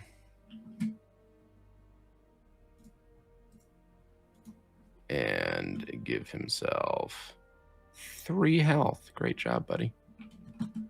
Better than nothing. Okay, and he turns to face you all upset. He's upset with you guys. Okay, slow turns. Yeah, I might have been, while I was doing some of those cool dodging and my illusion was taking some blades from Yilt, just under my breath, I will say, I don't know what you want me to say. And when the shadow form attacks a unconscious Nmra on the ground, I'm going to turn my full attention over to this guy. I am going to... do I need to move from the position to strike where I'm at? No. Okay, that counts. Yeah. Then I'm just going to... I'm going to cast Distracting Illusion on Nimra's body, Okay. Koro and Risha, giving everybody in the party an illusion. And that is going to bring me down here. I'm going to use Deduction to try to sense the form, see where the shadow form's weakness is. Okay. I'm looking for the gem heart. And so here's this to attempt to gain advantage. Okay. That's a nat 1. So I did not gain advantage. Right. And as that complication, another great shell skeleton. No, as you're deducing, Yilt free banters and says that you do not have the eyes of discernment like I do, Tylin. You will never be able to see the truth as I see it, and you gain disadvantage on your next test. Okay, opposite of what we wanted to happen, but I'm still going to strike with the mace. Here's that attack now with disadvantage. And double 18 on the die, 23 overall. You're welcome, Yilt. I don't need to see the truth to hit this guy in the face. For only 6 damage. Yeah, you know. it's but still, I mean, I'll take. Still, you did hit him. That Yeah. was a good response. That is my 3 actions. I'm done. Okay, cool. No one else is going slow, right? Nmra? No, it's Nmra. Are you Getting gonna up. be alive again? Okay. Yeah, I'm gonna. That's 1 action still, right? Getting up. No, so becoming, let's see, I think you can just choose to stop Stand. being unconscious. Yeah, I'm just gonna choose to not be unconscious and get the heck up. Okay, good. So you are back to 1 health. You are no longer prone. I think I'm gonna that just used half of your movement. I don't think it actually. Okay, I'm gonna go ahead and use 2 actions to recover.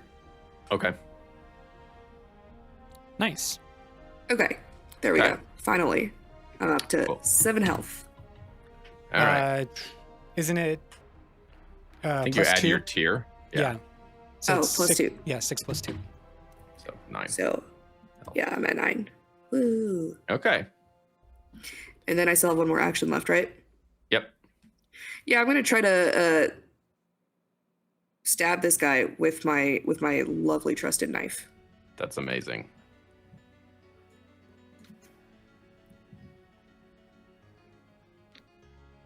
Does a 15 hit? 15 is just a hit. Yeah. 7 damage, baby. Cool. Yeah, you leave a nice long, deep scratch through its gem heart, but it is not dead yet. Okay. Neither am I. Love it. Cool. All right. NPC slow turns. Yilt is an angry man, but he is full of investiture, and he is going to vaulting stone himself again. He loves just jumping around, spinning around, up here next to Koro. And when he vaulting stones, if his next action is a melee attack, that gains advantage. Which would just be so no regular. disadvantage. Yeah. Yep. As he strikes with his honor blade. 9 does not hit Koro, and he also can't graze. So he's just annoyed and upset about everything, and is just gonna try and hit him again with his radiant blade, spending a focus. This one will have disadvantage. Disadvantage 12 does not hit, can't graze. Great. He is mad. End of the round. Okay, fast turns. He moved in just close enough. Do I dare? No, I'm gonna wait. I'm gonna go slow. Okay. I'll go fast and try to hit this guy again with my knife. All right. That's not great. Okay. 12's not gonna do it. I think that graze might be worth trying though. Yeah, I'll spend a focus to graze. Cool. The graze turns into absolute destruction for the gem heart. He was very near death. 2 damage does him in, and the gem heart just cracks enough. It doesn't burst apart, but it cracks enough that whatever spren was inside leaks out, and it goes dark. The shadowy form dissipating in the bright light that Tylin still has above you. Nmra turns to Yilt, and not as a free action, but as an action, because I don't want to. Well, I guess I can move still, right? Yeah. Do I want to? Don't go I'm at too far 6. away from me. I gotta be able to touch you. Yeah, no, I'm still good here, I think. Yeah, as an action, she'll yell at Yilt. Enough of these games, Yilt. And that's my turn. All right, cool. I will go fast and I'll reach towards Nimra's gray hand, the lifeless hand, and I'll be like, "Here, I can do it," and will reclaim the stormlight from the beacon above me. So that's gonna disappear, and we're like cast into normal light, whatever that exists, and then flow through my body into Nimra's hand. And for mechanics wise, I cannot heal this injury. That's a talent that I do not have to heal permanent injuries. So it's just a regular recovery for Nmra. And that means I'm free rolling the D8, which is here. And that's a 2 plus 5, so that's a 7 overall. So 7 healing goes to Nmra, but from Tylin's perspective, I can like feel the wound resisting my attempts to heal. Yeah. And I'll like be shocked by this like failure. This is the first time I like failed at healing something. And I'll sadly like look at Nmra and be like, I don't know why it's not working. I'm trying, I promise. Without words, Nmra just turns because she can't really pull her hand away.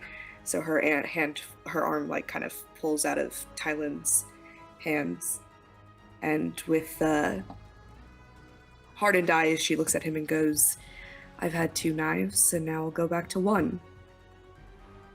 It's done, Tylin. Save your energy for what matters." And from Nimra's face, I'll like turn towards what for me is Zumi, to the left, and just be like, "I don't know what you want me to say." And then just turn and face Yilt, and will harden myself, kind of trying to be protective of Nmra, but just like that's my turn. Okay. Anyone else going fast? I think I will. Okay. Actually. Okay. Risha's just gonna run up to Yilt and stab with knife. Okay.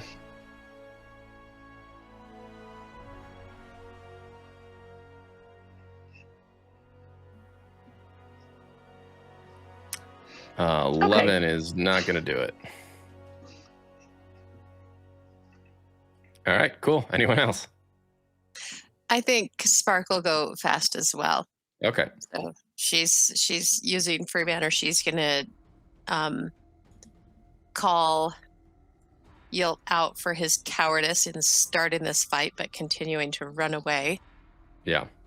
And should have enough for momentum there.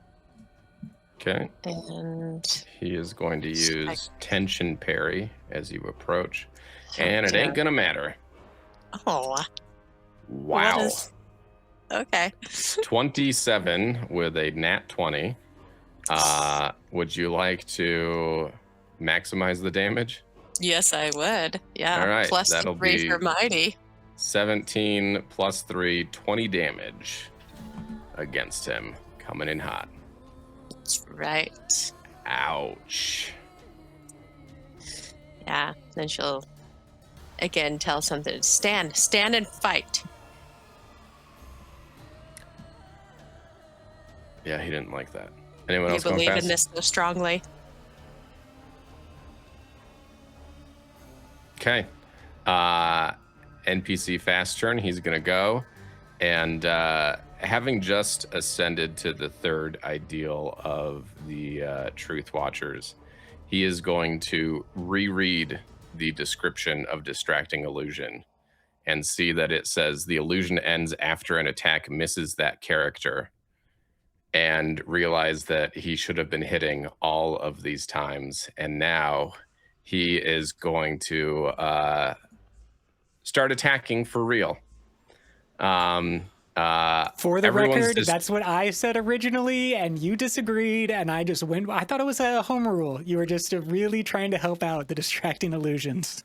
For the record, I don't know when I said that, and I hate my past self who did say that in whatever instance I said that in. I want blood to flow. All of your Distracting Illusions are in one moment dissipated as he spends 3 investiture to get rid of the illusions that Tylin has put up. And he smiles hungrily at Spark, who just did such good damage to him, as he rolls 21. Does that hit you? It does. It's a 3. It's a 3. Oh, whoops, it doesn't. It's a 3, but he's still going to Vardah. graze you for 10 damage. And can I use deflect on a graze too? Yeah. Okay, so that's going to be 7 damage Okay. then. All right. And then he is going to do Illusory Flourish on you. Let's see. This is your spiritual defense. What's your spiritual defense? 15. Okay, so 17 beats it. You are now disoriented until the end of your next turn. Okay. So yeah, that was his 2 actions. All right. PC slow turns.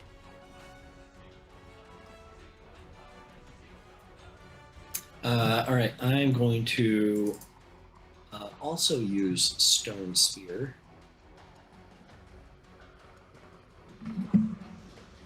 Because why not? Yeah, it's a cool one.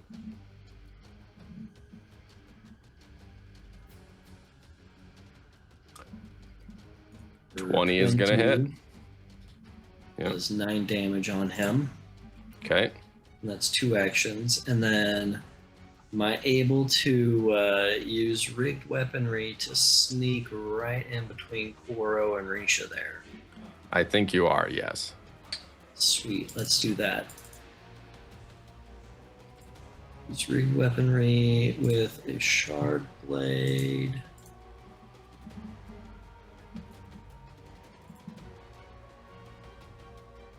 Ow, for a nat 1.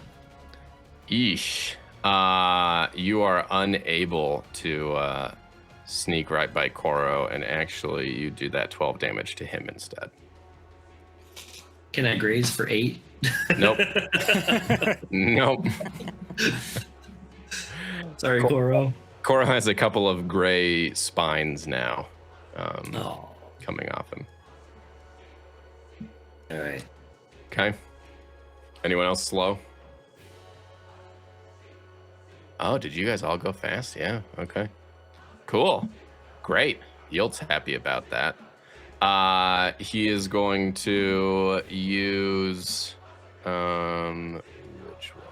He's going to use regrowth to heal himself a bit. And then he is going to I'm doing all that damage I just did. Lame. yeah. Well, you didn't. Oh, right, you did do damage. All the stone spear damage, yeah. He's going to strike Spark with his honor blade again, try to come at you. 13. Okay, well, he's going to use his last focus to graze you for 11. Okay. It's fine. Go And ahead. yeah, that's the end of his turn. So fast PC turns. He's pretty hurt. He is starting to look like an animal trapped against the wall. Wait, that was the end of the round. Doesn't Koro need to go? Oh, did Koro go? He did not. Oh, okay. Go ahead, Koro.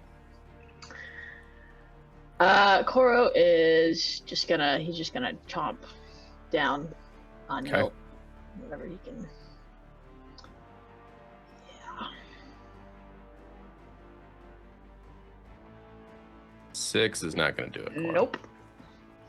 You got to wake up earlier in the morning to chomp on you.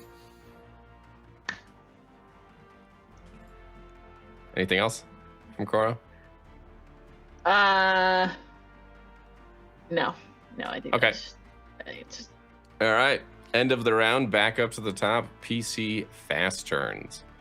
As Yilt is starting to show some fear on his face as it's all of you against him. Upset at the fact that I missed, I'm going to run up next to him and swing with my sharp blade again. Okay. Oh. Are you still upset? I'm going to graze for 9. Okay. Yep. Go ahead. Graze for 9.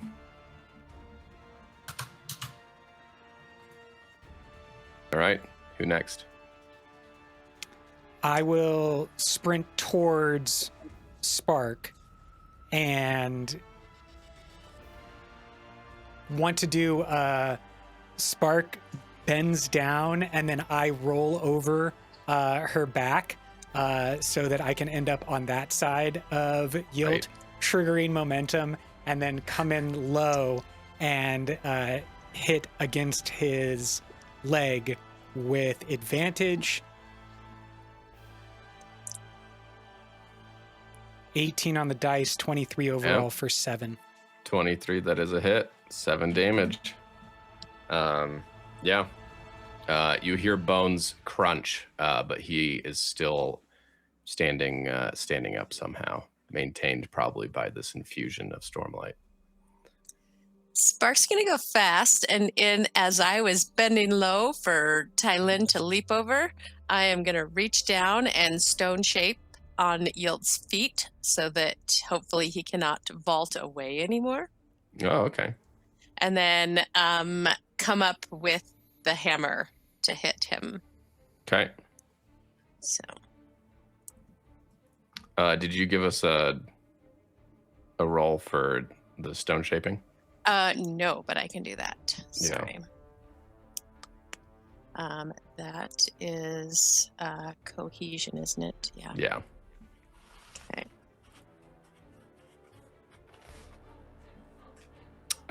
Nope, that's not gonna. Okay. It wasn't good enough against him. Okay, and 11 is also not going to hit him. Okay. All right. Okay. Well, All it's right. gonna be cool. Anyone else going fast? I'm gonna go fast. Okay. I'm going to stab.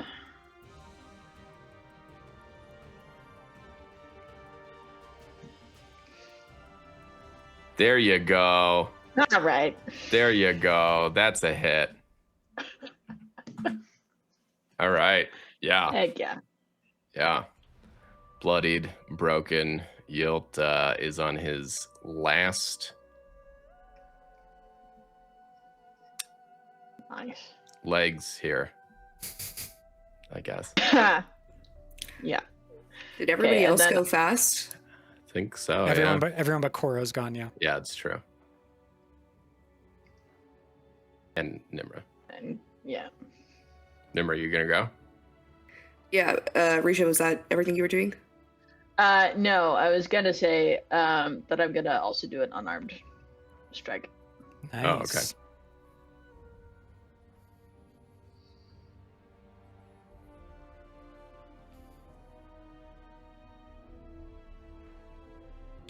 $18 hits. For 4. Where are you hitting him? Probably just like straight to like the stomach. Straight to the stomach. You punch him straight in the stomach, and he doubles over, almost,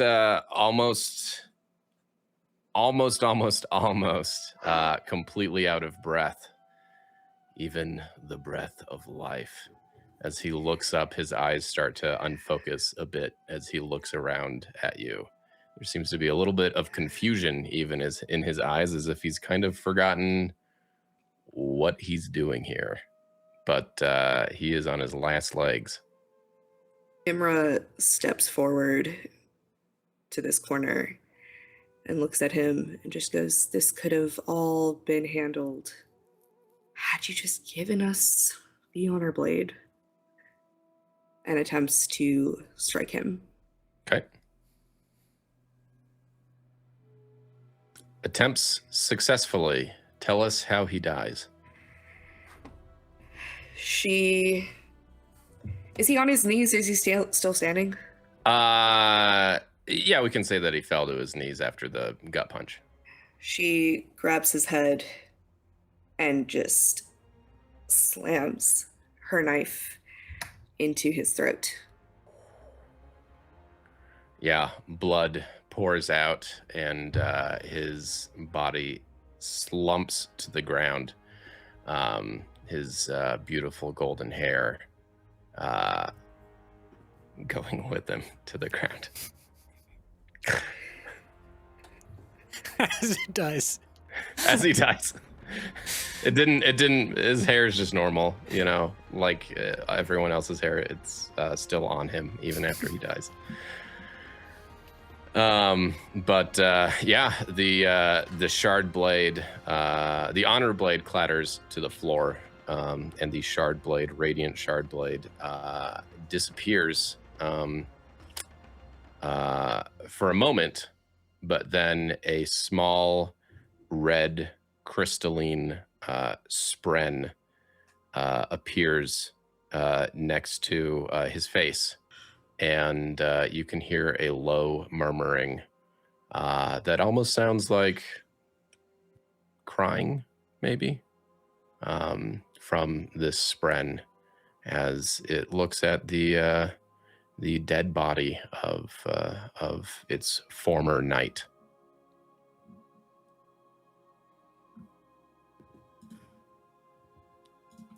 Is this a spren that Vardah would know? Like, recognize what form of spren it is? I don't think... Unless it's something super weird. It's just a misspren, if he's a truth watcher. It's not a normal looking misspren. Yeah, that's what I was thinking. Yes, yeah. It has this kind of red, almost corrupted color to it. And it definitely looks different from Zumi. So you haven't seen a spren like this before.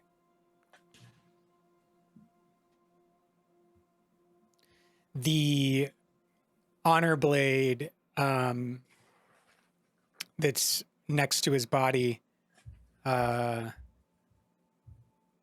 like step forward and reach towards it, but be like really, really hesitant, because other shard blades have given off bad vibes for Zumi. But is anything worrying me, triggering me? Does it feel weird as I get closer towards it? Nope, nothing is triggering you. And as you reach towards it, even Zumi says in your ear, "Finally, the quest is complete." And I will just reach down, pick up the blade, and kind of like hold it in front of everyone and say, "We've done it. Our task is complete. We just need to bring it back to Shinovar as Tauzo requested all those months ago."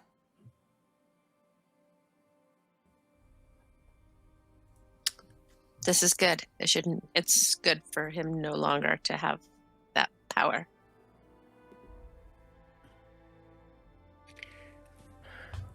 As you all, Oh.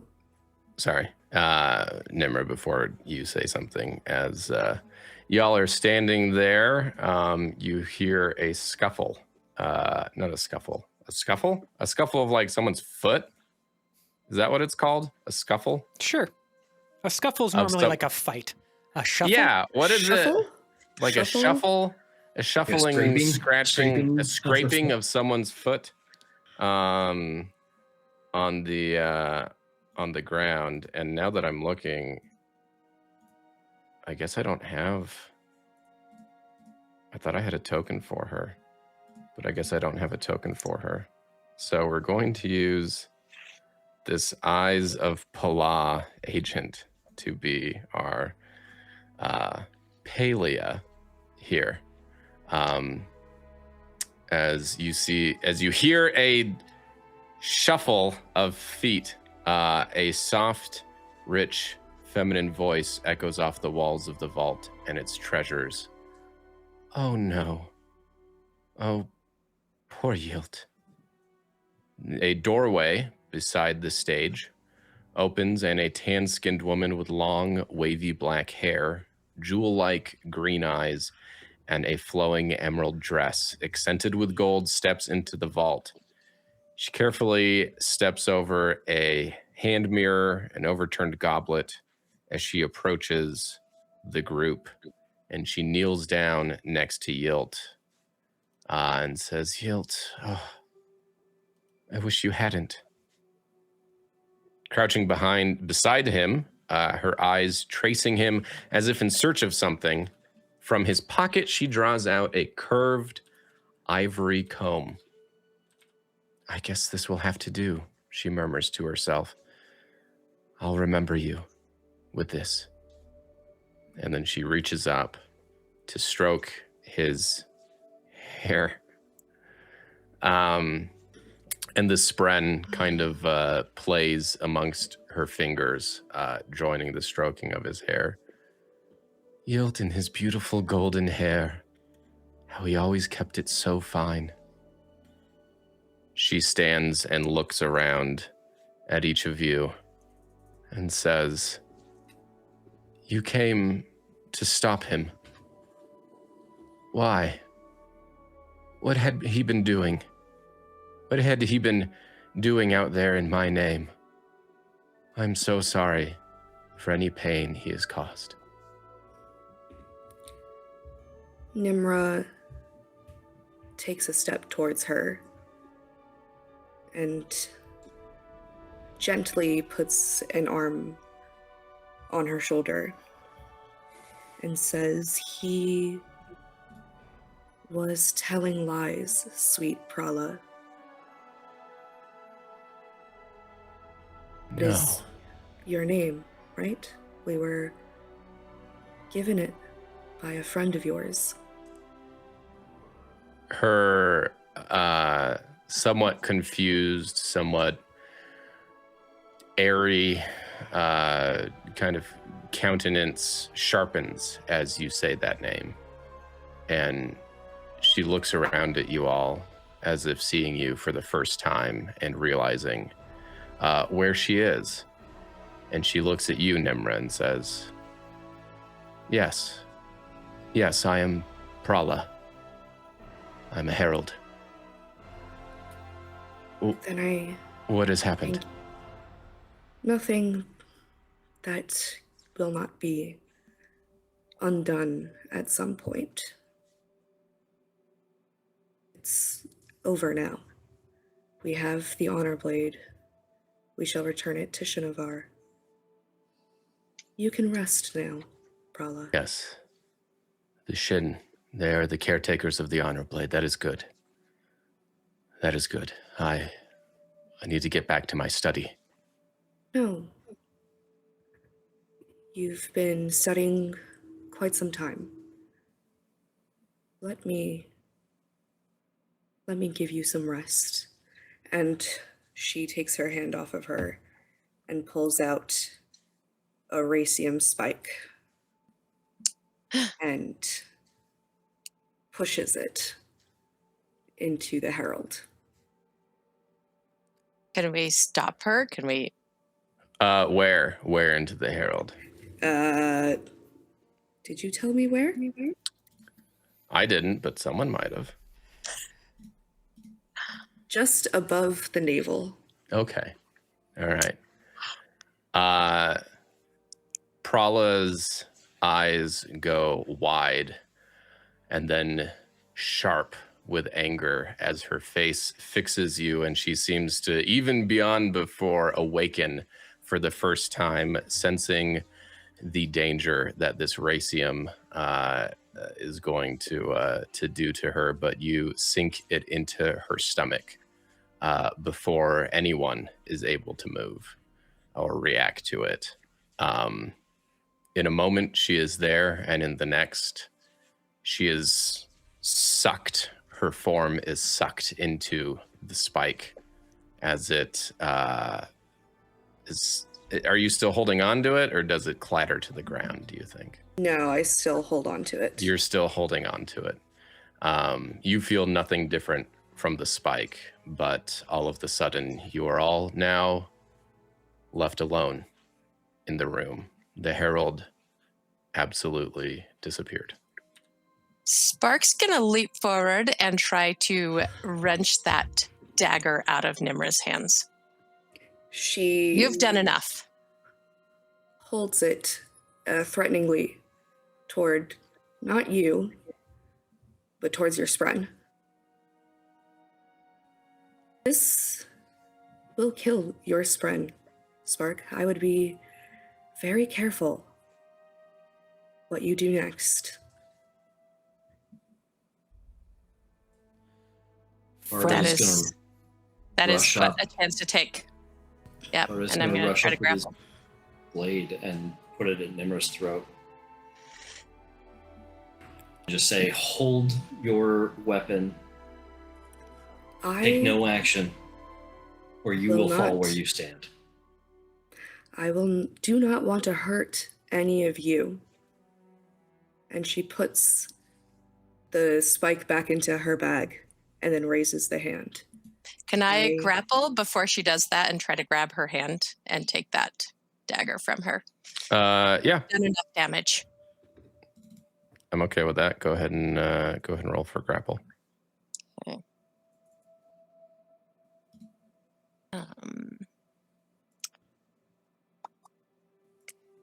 Is that's athletics. an action, right? Athletics, yes. Okay. Yeah, I mean, you're not necessarily in combat, so. Okay. But yeah, roll an athletics test. Okay. 17, I think, Nmra, that beats your physical defense, yeah. So she grabs your wrist before you're able to tuck it away. And I'm gonna twist it and try to pull that dagger out of her hands, saying, you find it too easy to use this. I am going to make you roll again, probably just a straight strength roll. Strength roll. Yeah. Okay.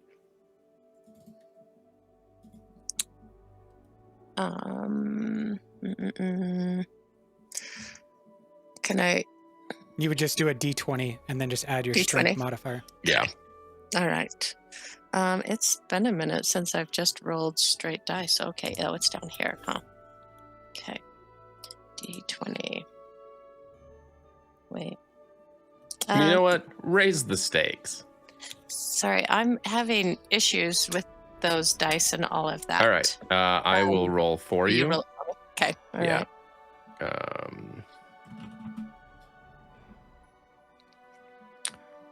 All right. You rolled a 19 plus 2, 21, and you got an opportunity. So I will say that the you twist Nmra's wrist, and the spike, it's not a knife, it's a little kind of hairpin almost thing, 3 or 4 inches long, clatters to the stone floor. Okay. I'm going to pick it up. Okay. Take it away from her. And why? Why did you do that? What danger was she? Danger? None, probably. I was tasked. It was a job.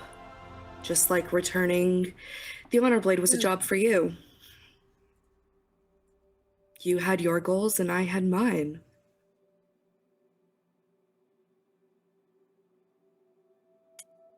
And then from the back, quietly, I'm going to say, that's the problem, isn't it? You always have goals, Nmra. And nobody knows what they are except for you. Did I stand in our way at any point? Did I stop us from gaining the Honor Blade? Will I stop you now from returning it to Shinovar? I don't think so, Tylin. I step towards Risha and hand the Honor Blade that I was holding towards her. And then, like, slowly move through the crowd, push aside Spark, push Vardah, and, like, lower the blade from Nmra. And I am going to look at her and say, I had convinced myself that war and evil was caused by bigger forces than any one person. That it was because of disease or famine or religion. And then I'm going to look not towards Nmra, but like slightly beyond Nmra. And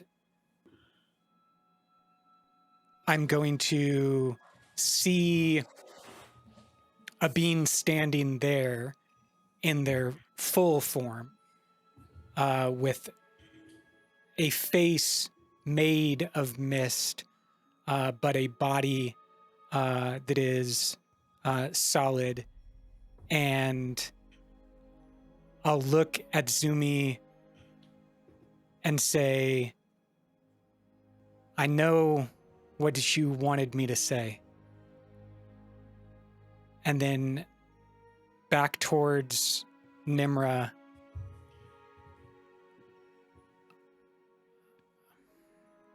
I'll look at her with some sadness, but then just to myself, kind of quietly, I'll say, I will speak truth to the powerful, regardless of the cost.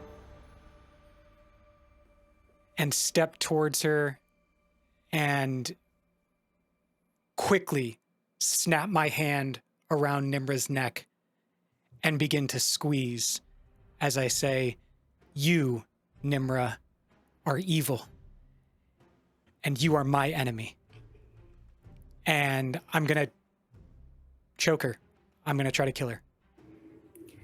Nmra. Sorry, as you said, that you will speak truth to the powerful no matter the cost, you hear in your mind, quiet but powerfully, a voice say, these words are accepted. And you start glowing with more stormlight than you've ever held before as you start to choke Nmra. Nmra, go ahead. She tries with her one hand to hit you. She tries to kick you. She struggles under your hand. She even tries to grasp for her own knife and tries to stab you. As the knife goes into my body and she pulls it out, I think it just instantly heals. Yeah. And she does so over and over and over again, hoping for anything. And she looks to the others with pleading eyes as she thrashes in Tylin's arms. Vardah is going to take his shard blade that he had withdrawn from Nmra's throat and slice through Tylin's arm, the one that's holding her neck. I will, yeah. So as you do so, my arm falls limp. Nmra maybe falls out of it and stumbles back.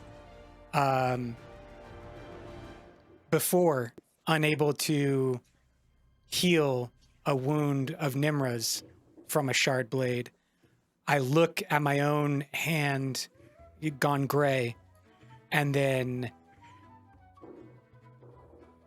slowly like clench my fist, and I think I'm going to try to heal my own hand from this wound.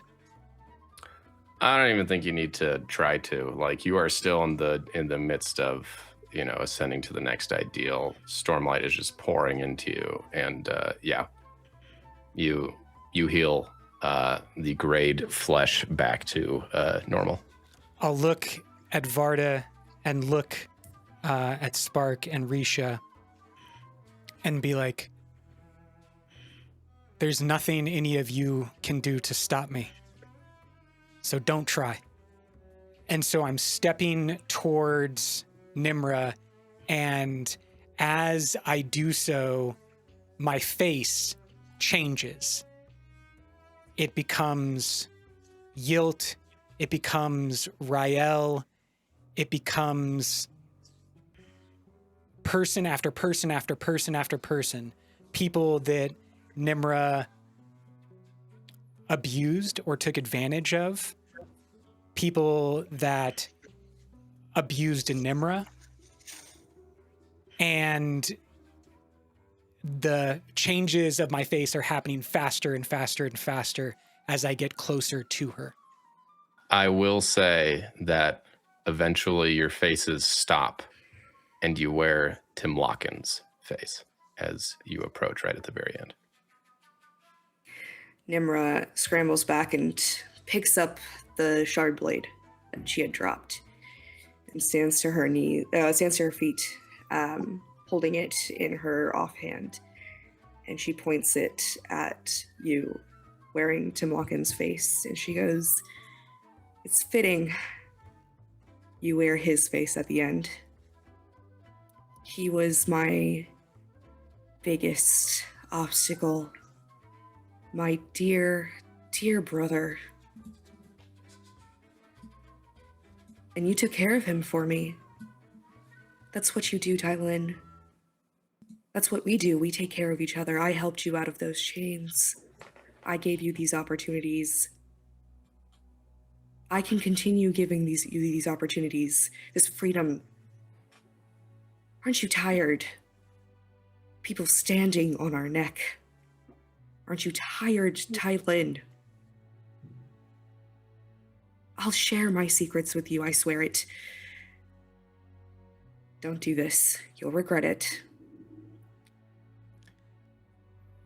The face of her brother slowly like melts away, and the stormlight kind of like subsides, or appears to.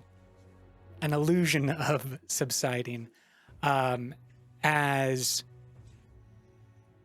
my own face returns and I step towards Nmra. I'll look at her and say, swearing an oath means nothing from a liar like you. I meant it. You are my enemy. And either you die or I do. And I'm going to move quickly towards Nmra to attack. Nmra holds up the blade, ready to attack back. Real quick, while this is all going on, internal monologue for Vardah. Lots of conflict going on here, where he wants to be there for the people that he has promised to be a part of, to support, and be there for he feels like Nmra is doing the wrong thing, but he feels like Tylin shouldn't just straight up kill her either. Has an interest in joining the fray, but is not entirely sure where to act. And so I do want to stick my blade in there between the two of you and just shout, like, we can come to a resolution. We can find a solution that doesn't end in death. And Spark will have been having a conversation with Flint as well about this and starting to look at Nmra with a little bit of disbelief in her eyes, maybe starting to see that Nmra has become the people that hurt her in the past, and starting to think that maybe she needs to step forward and not allow Nmra to hurt anyone else. And so she'll step forward there as well and say, drop the blade. And she'll step next to Vardah, and if Nmra is unwilling to drop the blade, then she will be talking to Vardah and trying to push down his sword arm with the shard blade and say, we cannot allow her to have this and hurt anyone else. Perhaps Tylin is right. Instead, Nmra is already mid-swing as this happens and swings hard as she brings down her shard blade towards Tylin. And as she does so, I'll reach up my hand and grip around a misting blade, or a blade coming out of the mist. But this is not a traditional shard blade that you may be familiar with. Zumi is going to appear as a poleaxe in my hand, and Nimra's shard blade strikes against it, and as it does so, it becomes solid in my grip, and clang rings out as the two clash. The Tylin special. Wow. Wow. Ooh. Did you have Audrey? Yes, this is from our friend Autonalcium, who makes shard blades or special weapons for people. And we'll, in the show notes, put a link to this. I'm looking at Nmra and hearing from my friends, behind us, Vardah and Spark, that are trying to make this all stop. And I know that the end for Nmra and myself is here, but there's just also a deep sadness about the situation that we find ourselves. And so with our kind of clashed weapons in front of us, I'm going to glance back at Risha and Koro and Spark and Vardah and say, I'm sorry. And then I'm going to shout and expel all of the stormlight in a loud flashbang, bright as the sun, huge explosion of energy and light and sound. And when the group of you are able to kind of like blink back into vision and kind of like see yourself, you're going to realize that Tylin is gone. Where it was standing, there's nothing at all. And the light of the room just kind of like slowly dims a little bit as like the ringing sensation in your ears fades away.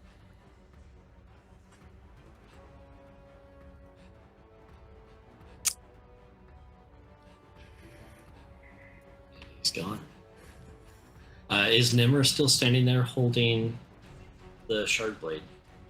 She is, but it's pointed down, and she looks to Spark, and she says, Spark, a trade. Give me the spike. I shall give you the shard blade. Understand that if I walk out of here with this blade, I will kill again. That spike cannot be used to kill anyone anymore. Give it to me, and I will give you this. And if you refuse, understand that you and everyone you love, your lives are forfeit to me. And I will do nothing else but hunt you down. I cannot let you have either one of these. Drop the blade. And she will move forward. Nmra still does not lift up the blade, but she is not dropping it. She just says, the spike, Spark. That's all I want. And then all of you will leave, and you will never see me again. I will leave Roshar. You will continue to create this harm and destruction wherever you go. Imagine the harm and destruction that I will create with a shard blade, Spark. I will not let you take that either. It is one or the other, or I will take your life. You can try. And Spark will do hardened defense and step forward with her hammer to strike at Nmra. Nmra holds up the shard blade again and is prepared to strike. Okay. All right. I will strike with the hammer. Unless... And Okay. Nmra tries Go to catch ahead up with the and- shard blade. Yeah. Go ahead and roll to hit. I'll give you disadvantage because you are going against someone with a shard blade who might be able to block and cut your hammer. 15 That does hit. for 17 damage. And I'm on the ground unconscious. Injured again. Okay. Okay. You knock her out. And I will step forward and I will take that blade from her hands and look at the others and say, "What? I had no choice, right? We cannot allow her to have this. She will do as she has done. She will continue to do as she's done." You made the right choice. I made the right choice in freeing Ryel. Oh, And you made the right choice in knocking Nmra out. She is too much of a danger to those around her. I don't think that killing her is the right move, but disabling her definitely is. And that shard blade is probably creating issues for me, so I will probably hand that off to Risha. I'll wrap Maybe it in cloth. traitor for the honor blade. There you I'll go. wrap it in cloth. Yeah. What do we do from here? She was one of us. She was. But you're right, she was too dangerous. And I don't think our intentions are aligned any longer.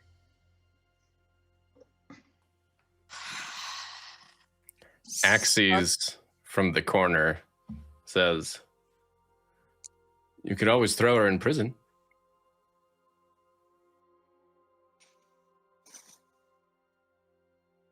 I'm gonna take my shard blade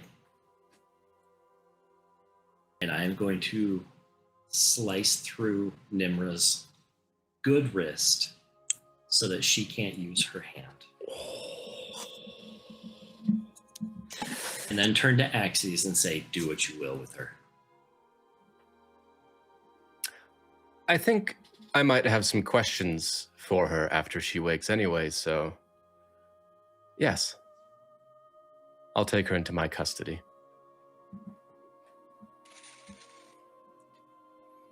Spark gives a heavy sigh and sits down, looks at those that are left and say, this was a heavy price to pay, but we did retrieve the blade. We did that. And Axes goes and picks up Nmra, looks at you and says, "What will you do with the blade now? Will you take it back to Shinovar? Or will you take it back to Liss?" I'll Sparkle looked at Risha and Vardah and say, "Yes, we continue on, right?"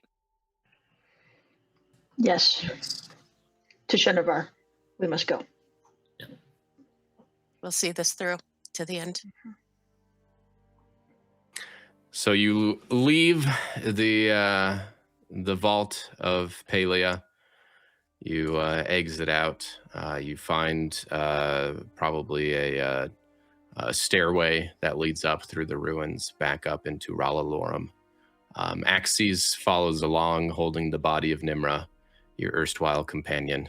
As you reach the surface and make your way through Rallalorum, the singers of the Singer Resistance are there to help you. And I can imagine that they help these last 3 of the Canonwalkers get passage down to Shinovar.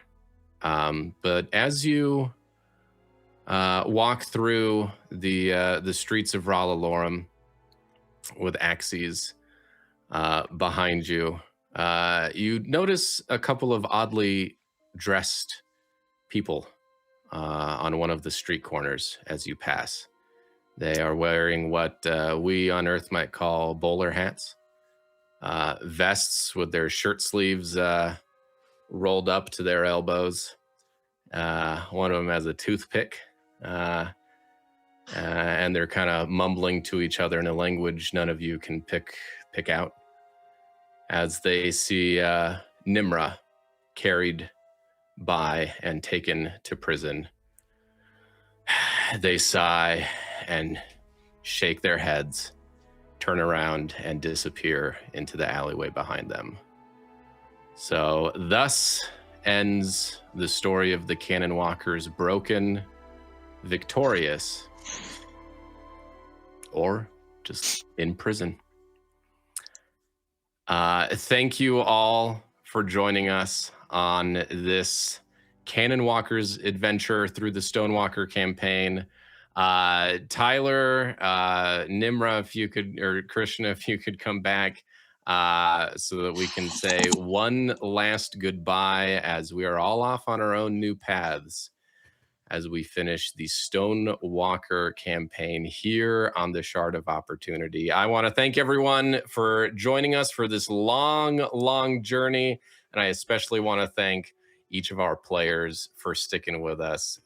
It has been one for the history books. We will see you all later. Goodbye. Bye. Bye, all. Thank you all very Thanks, much. everyone. Yes. The end. Thank you for joining us on this Stonewalkers campaign of ours. 27 episodes, and boy, what an ending. Risha and Vardah and Spark, and of course, Koro, off to Shinovar to take the Honor Blade back.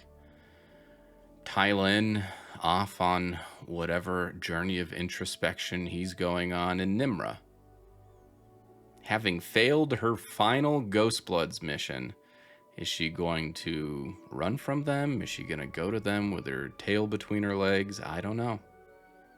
Will we see any of these characters again? I, Scott, actually don't have the answer to that. I know they're going to create a sequel campaign to Stonewalkers. I don't have any inside info from Brotherwise, though, so...